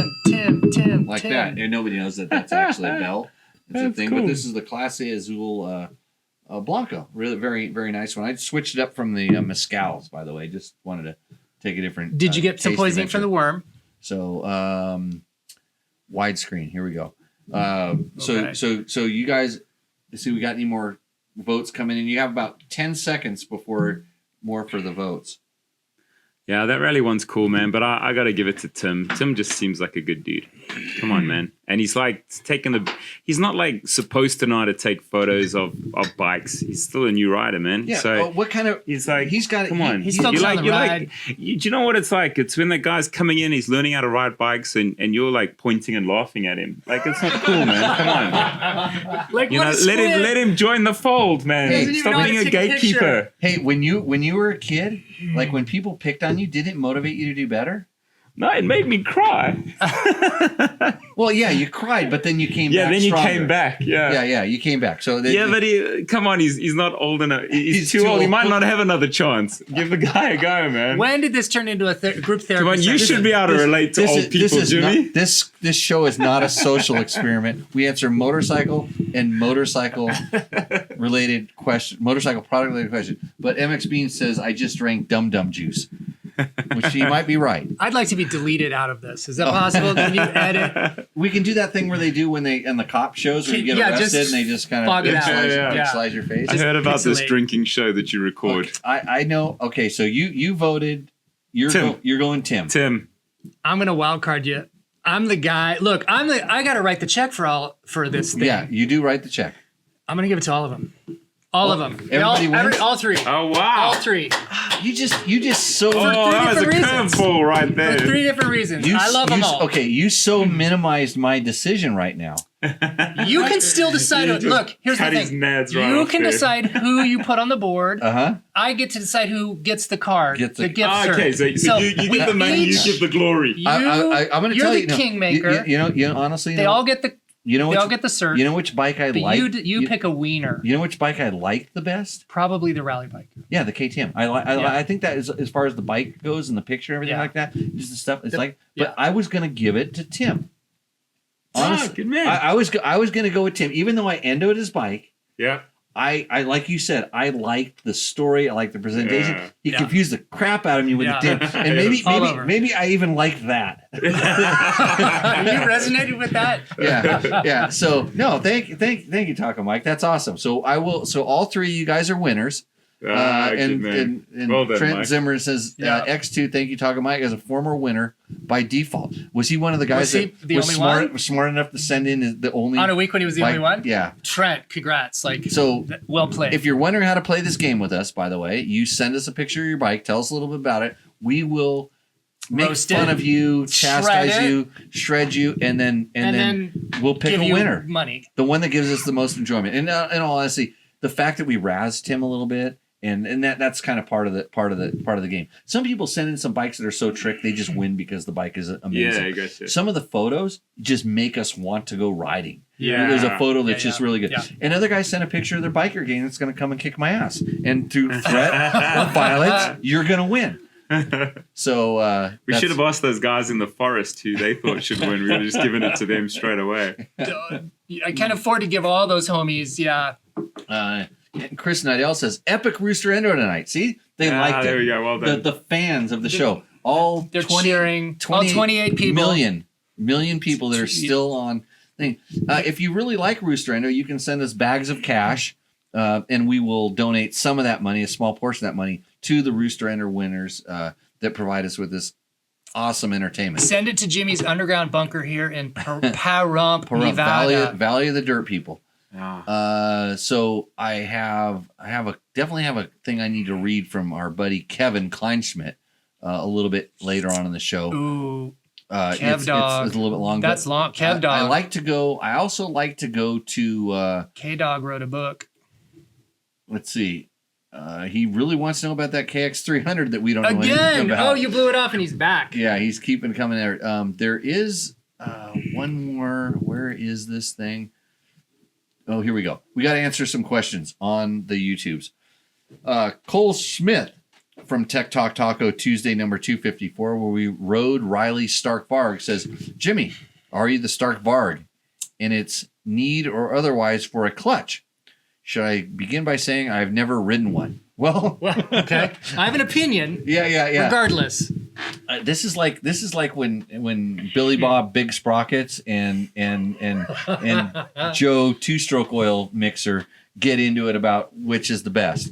That neither of them even have motorcycles. They hardly even have jobs, and they spend a lot of time on the YouTube and the comments telling you how to do something that they've never done. But Like, I'm coming now, Mom. I'm busy. I'll be down for dinner in a minute. But they were subscribers to Cycle Mom didn't News. have her hearing aids turned on because she's 90. Yeah. So, okay. Well, he is 52. So Okay. So living with Mom. Dirt Rider magazine. He's a subscriber, faithful reader. Okay, so the way electric vehicles I have experience with are tuned is with 3 adjustments. 1, the output of the motor at minimum throttle opening. Okay, so this is an Anthony question. We're throwing it across the couch right now. 2, the output of the motor at 100% throttle This opening. guy's going all science class here. 3, the acceleration ramp between those points. So the popping the clutch feel could be simulated by having a steeper ramp mount available via the closing of a switch under a clutch lever. Thanks for the show and keeping it real. So he's talking about so changing. Here's where all the he's map talking about symbols. changing the. He's talking about changing the map when you pull a lever. Sure. So Trigger activation switch going into a second mode. I honestly, I would like to have a bike like the Stark that I could play with the mapping, maybe to a level more than they would want to allow. But I think I could build a map that would have a step in a certain part of the throttle, kind of like I tune both 4-stroke and 2-strokes. I tune them to have, I don't want to say a hit, but a ramp at some place that's not in a place I commonly ride. It's a little bit below that. And if I do ride below it, I'm a gear high, so the ramp is minimized. But if I'm in the proper gear and I go into the ramp, it lifts the front wheel. This is Jimmy Maps. Okay. So I know what he's talking about. So he's just proposing a way to execute But that. the fact that I have Sounds valid. You remember how I said I ride a gear high when I don't want the ramp to be effective? On an electric bike, you don't have gears. So anytime you cross that ramp, you're going to get that effect, which might be good, but most of the time I think it would be bad. He's just talking about having a clutch lever to activate is like a mode switch. Yeah. Almost like a power valve. Like it's a mechanically activated power valve. But as opposed to like slipping the clutch, allowing the RPM to increase for the power to go up and then releasing it again, it's at a fixed position. That's what I don't know how maybe at any moment that you pull the clutch in, it's gonna move the map up to a higher point and then give it, when you release it, it would artificially. I mean, this is the cool thing about the future we're in, and especially if some of the software is like It's open all software. If it's open source ish, Yep. somebody's gonna figure this crap out. Every rider And- could configure his power delivery the way he wants. If you're getting tired on this show right now, wait till you're riding the Baja 1000, and all you see is two ruts full of man. rocks in front of you. This is Iron Manning. We are Yeah, but- Iron Manning dirt bike. What the hell is this called? The Dirt Bike Channel? No, Dirt Bike TV, Dirt Bike Test. Oh boy! Hey, Edit all that my out. all my sponsors, boy. Jeez, thanks, Mike. Again, edit me out. Pixelate. How much? What sponsor do you have with him? What's your deal with Nope, him? nothing. We need to go in the dark room and talk about like how much money we're getting out of this thing here. Nothing. Okay, so yeah, no, I think you have an interesting idea, and Do you see the Taddy Blaziziak video? In the, where his bike runs over that guy. what do you think about that? Taddy lost control of the throttle. Yeah. That's it. Yeah. Accidents happen. You're in a race. You should expect bad things to happen. You got run over. Sorry, in a bro. race. Yeah. I did. You signed up and you entered. 100%. Because the next day you blame the bike. Yeah. That's what all good riders There do. you go. I never made a mistake in my racing career. It was always the bike. Linnet 5756, he edited this comment. So it's on our 23 Yamaha WR450F video, which, by the way, I own that bike because Yamaha makes really good bikes and I buy them. Jimmy, so you did uncork the bike, remove the throttle stop screw, remove the air intake restrictor and the muffler insert, all before installing the GYTR computer. Well, yes, because part of the GYT computer is the shorter throttle stop screw and stuff. So it's part of the kit. Oh, it comes in a kit. The Okay. kit, the GYTR kit comes with that stuff. Does it come with a different throttle cam? So, or did you leave the original throttle stop screw until you put the GYTR computer? No, which are currently not available worldwide. Wow. The ECU is not available worldwide? Or the Well, throttle stop? he's saying computer and he means ECU, I think. Yeah. Yeah. So the ECU, I've heard there's a shortage of those because Is it a Kaheen ECU? Do you know who makes that? It's not a Get. No, it's not a Get. They license the interface for the stuff. It's not a but Get. it's not thing. a Get ECU. So with my 25, I'm stuck with a stock ECU, and now it must literally make 18 horsepower. So I rode. So what I did do is I rode it with the stock ECU with the throttle stop removed and with the smallest insert out of it, and it's acceptable. So, and it surges like crazy. So yes, it's kind of like an emissions compliant bike that gets a little bit uncorked and it does surge. The 1/16th rotation of the throttle is like an on-off switch. Sure, super lean. Either nothing at all or like 18 horsepower. A complete clown show. Worst running bike I've ever owned in 40 years of riding. I want to remove the throttle stop screw. Yes. And the exhaust restrictor. Yes. But I don't want to damage anything. I have to wait for the... No. Tune it. Yeah. You have to wait. Take them out. How do I got to respond to this guy? In real time. This is, folks. I'm going to do it as word conscious. I can remove the Jimmy Bent Spoke 29 is screw getting his answer. and remove the screw and smallest insert. This is AI. There we go. This is organic AI. I should have just. Well, what did AI? That's what Jimmy what is. did AI want to? They, usually you get an AI. You get an AI answer. Like up here, it gives me all these. Thanks for a great. That's a great way the to look auto at prompts. it. Clutch feel. Yep. Like that guy didn't even get an AI response. Maybe he's typed too much or something like that. He's too smart for AI. Dr. Stephen Penny M wants to know about the Honda XR150L. This bike or the Grom? They're just way different. I don't know. Do you like guys or girls? I mean, because if you like girls, get a Grom. because you're gonna pull the chicks with the Grom. Yeah. Yeah. Yeah. Yeah. Let's see. Let's see. Louisiana girl. Did you notice? Hey, do you notice there's no AI auto prompt answer to that question because the AI is like, I don't even know what to say to this guy. It's really smart. It's just leaving it alone. Yeah, it's like doesn't even know. It doesn't even know. It's like whatever. MX Bean says get the XR150L. Oh, we got to check this. I know this might be frowned on, but I think I want a Stark Varg next. Any experience with them? Well, there's a video I did about having an experience with a Stark Varg. So just go on our YouTube channel, search Stark Varg, and go there. The question, let's see, Louisiana Girl, GRL. I'm seeing videos from one person about an XR Tornado being released in South America somewhere. It's too bad they don't release the same bikes up here because in South America, the XR comes with the kickstart installed.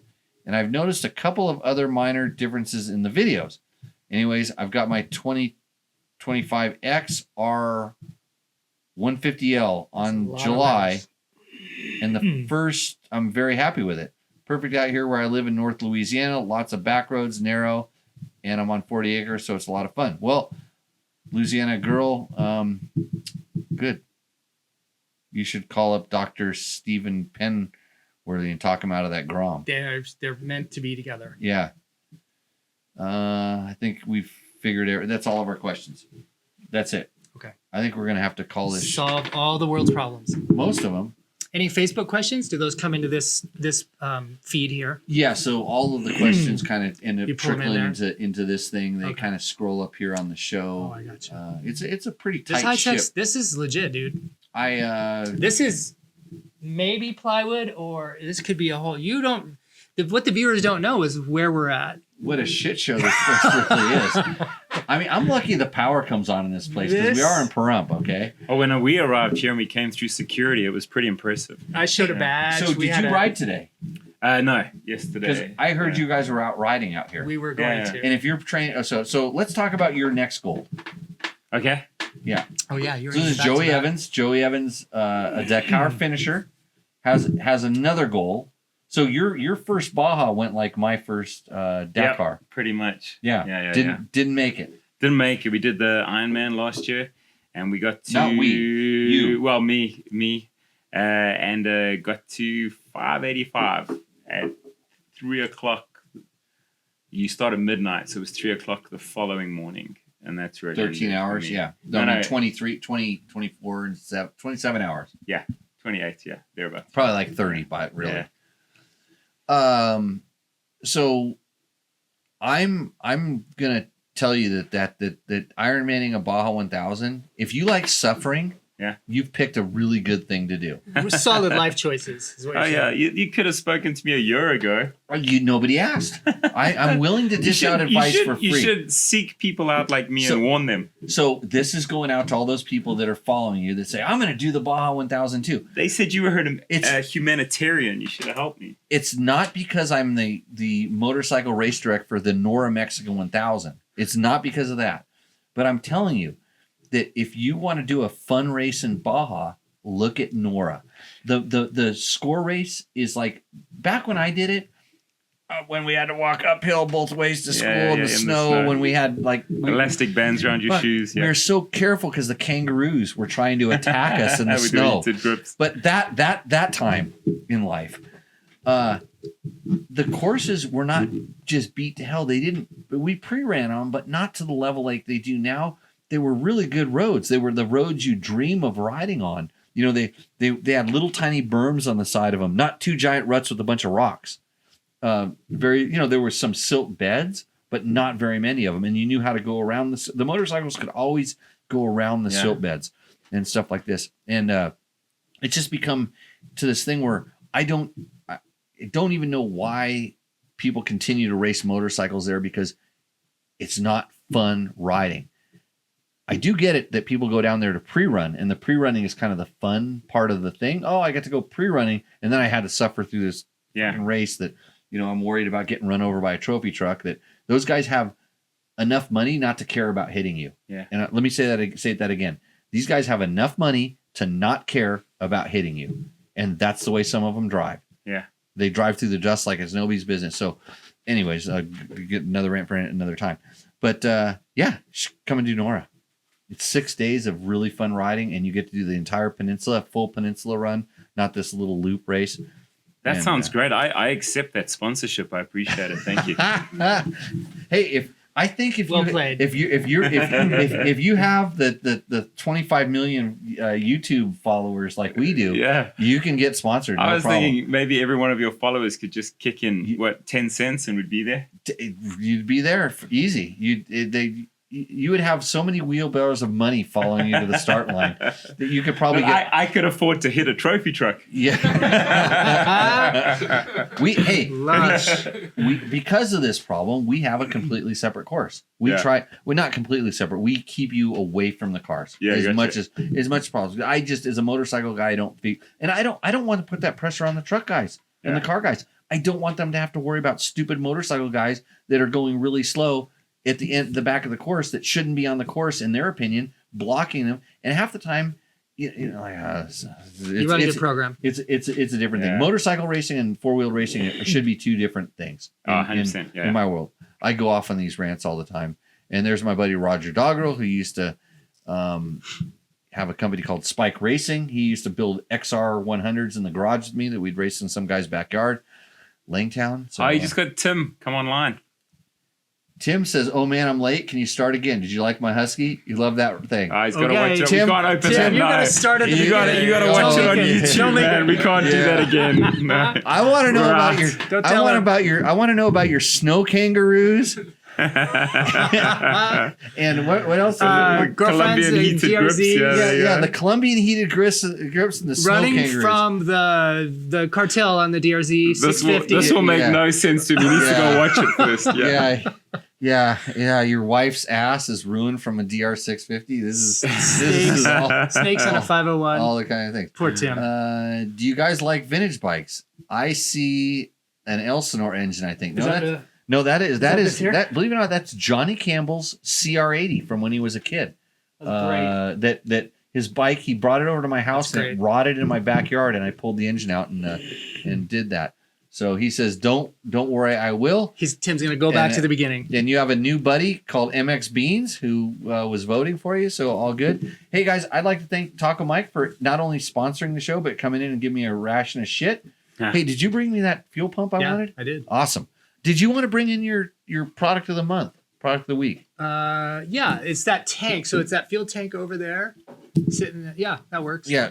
And maybe the other. So yeah, the other thing on the chair too, as well. So that's so you can see it kind of. Out You of didn't give me product segment of the month or the week. What the new product of the week? that. Hey, this is a new segment on Dirt Bike Tests Tech Talk Taco Tuesday. Dude, thanks, man. You know, because the cool thing, it's at the end of the show, it'll be easy to find. We can clip this out and we can make it like a Sit in its own sponsor thing. plug. Oh, what's this gonna cost me? I can't afford it.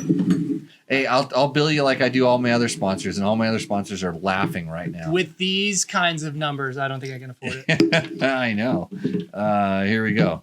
This is Taco Mike. You're gonna have to play to the camera. What the crap is this? Okay. Yeah. Oh, get the dinosaur out of the way. All of our other sponsor products.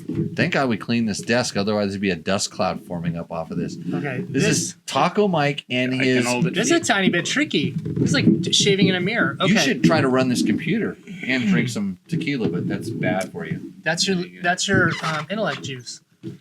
I think we got it. What do you want me to say? So this is the double snorkel. This product, this is about a year and a half, maybe 2 years, sort of in the making to get to this point to have it be like fully realized and shipping. We're sending these out. I think we've got 100 or so of these already shipped out. And the whole concept is that you when you have your OEM pump, you can see this cutaway right here. Now, see, I can't even Okay, find so it. yeah, right here. so don't use your brain because it's hard when Yeah, the it's cameras are backwards. Yep. So let me just kind of break this down real quick. So Taco Mike has tacomoto.com, and he has a product that is for the newer generation KTM tanks that have a little problem. The tank is designed to run a larger fuel pump that sits and nestles itself up higher than the bottom of the tank. That's what you're looking at right here in this little And cup. so there's a lot of fuel that ends up down in the wings. All this If stuff. you're bouncing around, KTM theorizes that the gas will always bump up and land up in the center thing, and you'll be able to use all of your gas. Which it does. If you're bouncing around quite a bit, Right. but not all of it. So, most guys are getting like 95%. They leave it. Of the fuel And, out of it. Yeah, maybe an inch or two is left over when you're like, hard after it off road, fully bouncing around. So what you've designed is a tank system that runs a fuel pump that actually has catch and pickups down in the lower parts of the tank. So especially for dual sport guys and guys riding on smooth stuff, this is very, very helpful. Yeah, that's exactly right. And so we've got these two straws that go down into the bottom wings. So we're pulling the fuel up from the bottom wings, and it's distributing it now here into the center cup. And so we've put in a module that uses, maybe I should like transfer See that? the view to, I think you got the idea from the tank itself. And then so this is the Y yoke, the two straws that go down in, and we've got magnetic sinkers. And on the outside of the tank, now so the question is, how does this get held onto the tank and not bounce around? How does the sinker not bounce around in the tank? It's because we've got this little magnetic pad that has some double stick tape that goes to the outside bottom of the tank. And then when you install this into the tank, these things are automatically located in their fixed position by the magnet. And then here is the low fuel sinker. So you know what else is super maddening is that on your OEM fuel pump, you run out of half a tank. Yes, your low fuel light is way up here, and yet you've got up to almost 2 gallons if you have IMS 4.5 gallon tank. So your low fuel light is on, and you have 2.5 gallons left in the tank. So what we do is we've got this little adjustable sender device down here, and you get to decide where you want to zip tie this. So you can locate it really high if you want a big margin, or bring it down low. It's up to you. It's user configurable. And you lock that location in with a couple of zip ties, and then your low sender light comes up here, connects into the unit itself. So basically what we're doing is we're through a vacuum venturi, we're bringing fuel up from the two wings. We're sending it here into the center cup where we have a constant oversupply of fuel at the bottom. So we could trade this out. So this is the bottom of the fuel pump where our draw is, and we're pulling that fuel. So we're always supplying the motor, which is always supplying the injector. And then this fuel just cycles itself throughout the pump or throughout the tank itself, and keeping this drop cup constantly full. So you can run it dry. And we do. And we have, through experiments, like we have run that tank all the way down to there is probably not enough fuel in the bottom of each wing to like wet a paper towel. Right. So, I know that that's a really awesome product for the regular people, but I just want you to let you know that I can pull some pretty sick wheelies. We call them monos.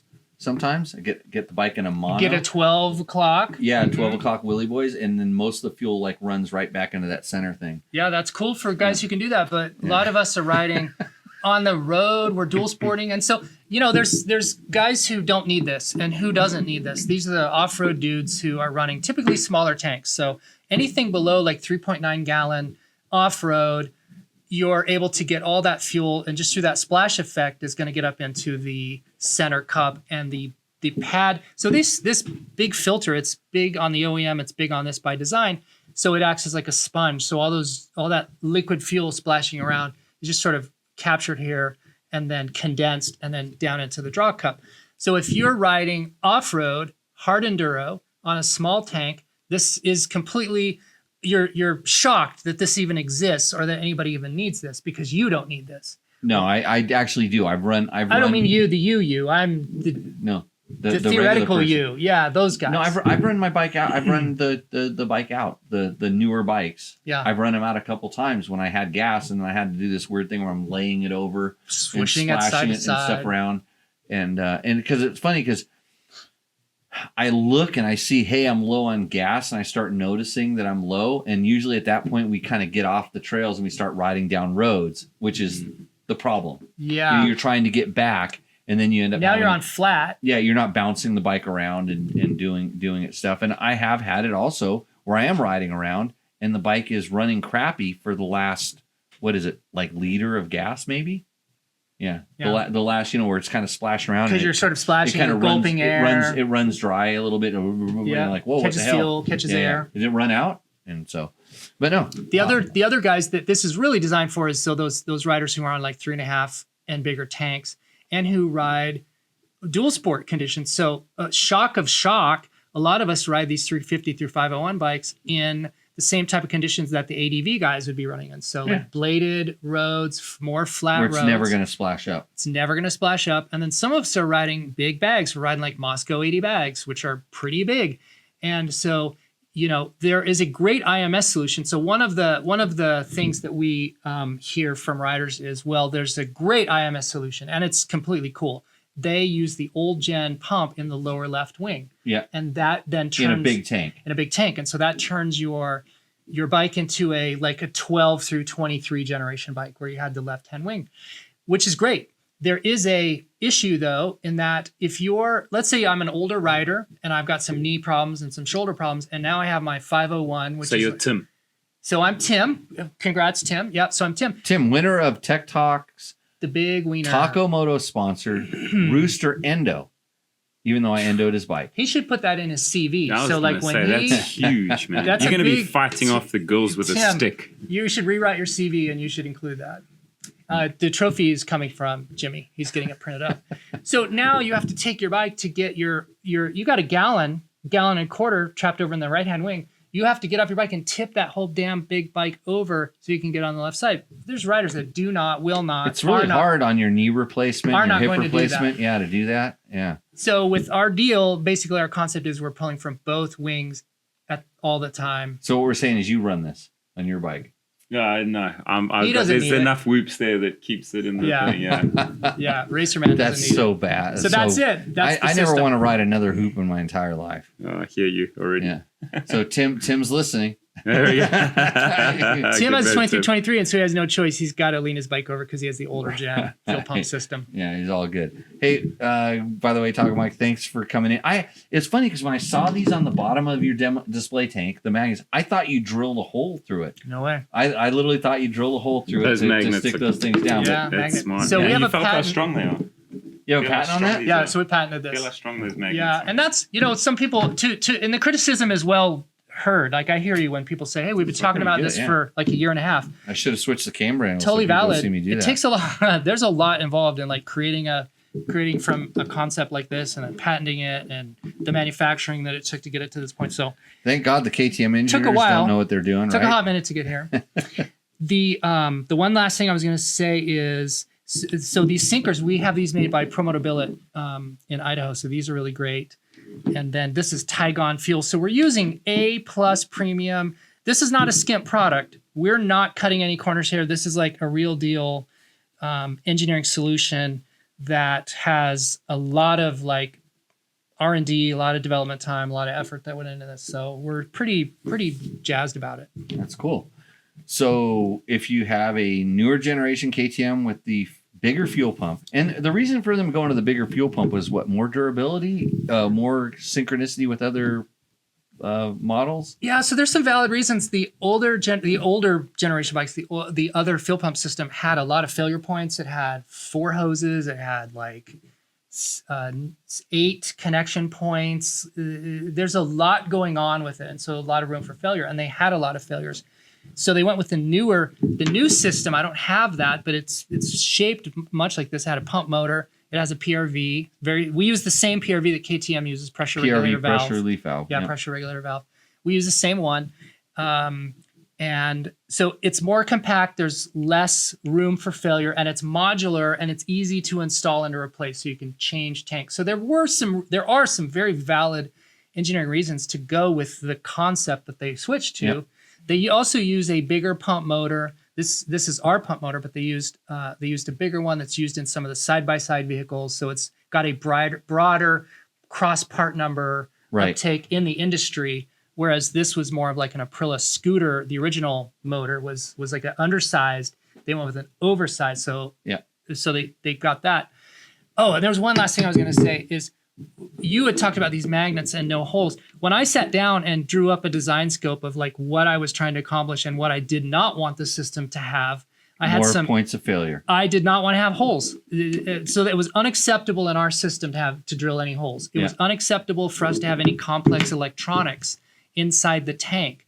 It was unacceptable for us to have certain what were some of the other things? Like we had even experimented with using the original pump motor, but having like a straw, a different vacuum check valves and Right. different ways to try to draw the fuel. And it just all of those decisions led to this concept because of the compromises I was unwilling to make. Like I wanted to basically have a zero compromise system, regardless of the cost. And it's valid when people say, well, that's a really expensive solution. And I accept that. But again, this is a zero compromise, no corners cut solution. And there's definitely a market out for that stuff. People want the best stuff, especially that adventure community. I mean, when I see the parts that people are putting on their bikes and some of the stuff they put on there, like, I don't care what it costs. This is what I want to spend my money on. And Well, these guys are these are riding. toys. They're riding in faraway places as well. You can't Yep. afford for something to go wrong. Right. Yep. So awesome. Thanks for letting us talk about it. Product spotlight. A new segment on Dirt Bike Test. Now, we do have one more. You should probably put your headphones on for this, by the way. Is this your sound effects? We do have one more segment here that I forgot to. No, it's the letter of the week. It's from Kevin Dog. Kleinschmidt. Yeah, sent me a letter. That's a lot. It's okay. I'm going to go ahead and read it because I really want to make sure that this this gets in here. So because Kevin has a lot of the same problems that I do. I think some of it's focus, but I probably have a little bit better punctuation and capitalization of my things. But I'm going to go ahead Mom, are and you there? do my best. Can you hear me? We check. We all good to go? Check. This is Zach. this is Kevin's email. Okay, I'm just responding to your comments. I'm not offended by your honesty, but I will say that my writing is subject. My fingers can't type as fast as my brain moves, and I tend to get out off track at times, mostly when I'm corresponding with legends. That said, I would like to remove the CRF 150 EAF off the Roost Endo. It is more of a training bike for kids coming from a two-stroke 85 to 105. The idea was to create a lightweight bike with 4-stroke power delivery versus the 252 stroke, and the 150 is nearly 20 pounds lighter. After riding the 150, I was coming to the conclusion this bike was an old 125 2-stroke, makes you want to ride a whatever, and I'm going to clearly show obstacles with track ease. It was a good group of guys who could evaluate this bike, even my drop lap times. It's actually where lap times should be, but I believe this is 125 250 class would go to everywhere, and then I would fully test it, accuracy points way faster. 450, just my test times were to go away. I believe that 250 years ago, but not too late, but I get it, and a Kiefer comes out and mine, I don't know what I have a problem with, I sure double alarm. You'd be hauling ass. What do you say, Jimmy? Want to test the unicorn? Maybe not. You might not exceed the weight limits at 200 pounds. Where do you go from here? I weighed in at 216 today on the certified dirt bike test scales with all my gear on. Just let you know that. Mic drop. There's a point in the video action at Pyre Lululemon Grove track. The bike ran great, ran out of fuel at the end. Keep up your good work. Thanks for do. Keep up. I grew up with Steve Moore, 60 expert, got 50 in Hiddenberry Heights, Slender Mile, looped out, loop C, a map, Sheriff 150 test ride at Peru. Thank you. I'd like to thank you, Kevin, for The Academy would like to everything. thank Kevin for Everything that you letter. do. Yeah. The AMA. That was the letter of the week from Kevin Kleinschmidt. Do I have a picture of his bike? Maybe I do. I don't know. I do. No, I don't. Maybe I. Yeah, I don't. There you go. That's it. They're second from the bottom. I'm gonna say You see it? Oh, Kevin K. Let's see here. K-Dog, valid points. Uh, Noted. Got to block Tim's. Yeah. Here we go. I got Tim's. There it is. There's the bike. That's Kevin's bike that he's talking about. Yeah. Notice the disrespectful pose. The turning. Oh, it's to the front. Yeah, turning the it's turned handlebar. away, Turned away. the But bike's anyways, looking away. he's respectfully removing this bike from the thing. It's formerly a winner. So I'm- formerly was a rooster. Kevin, we love you, and I think Are you gonna banish him from the island? no.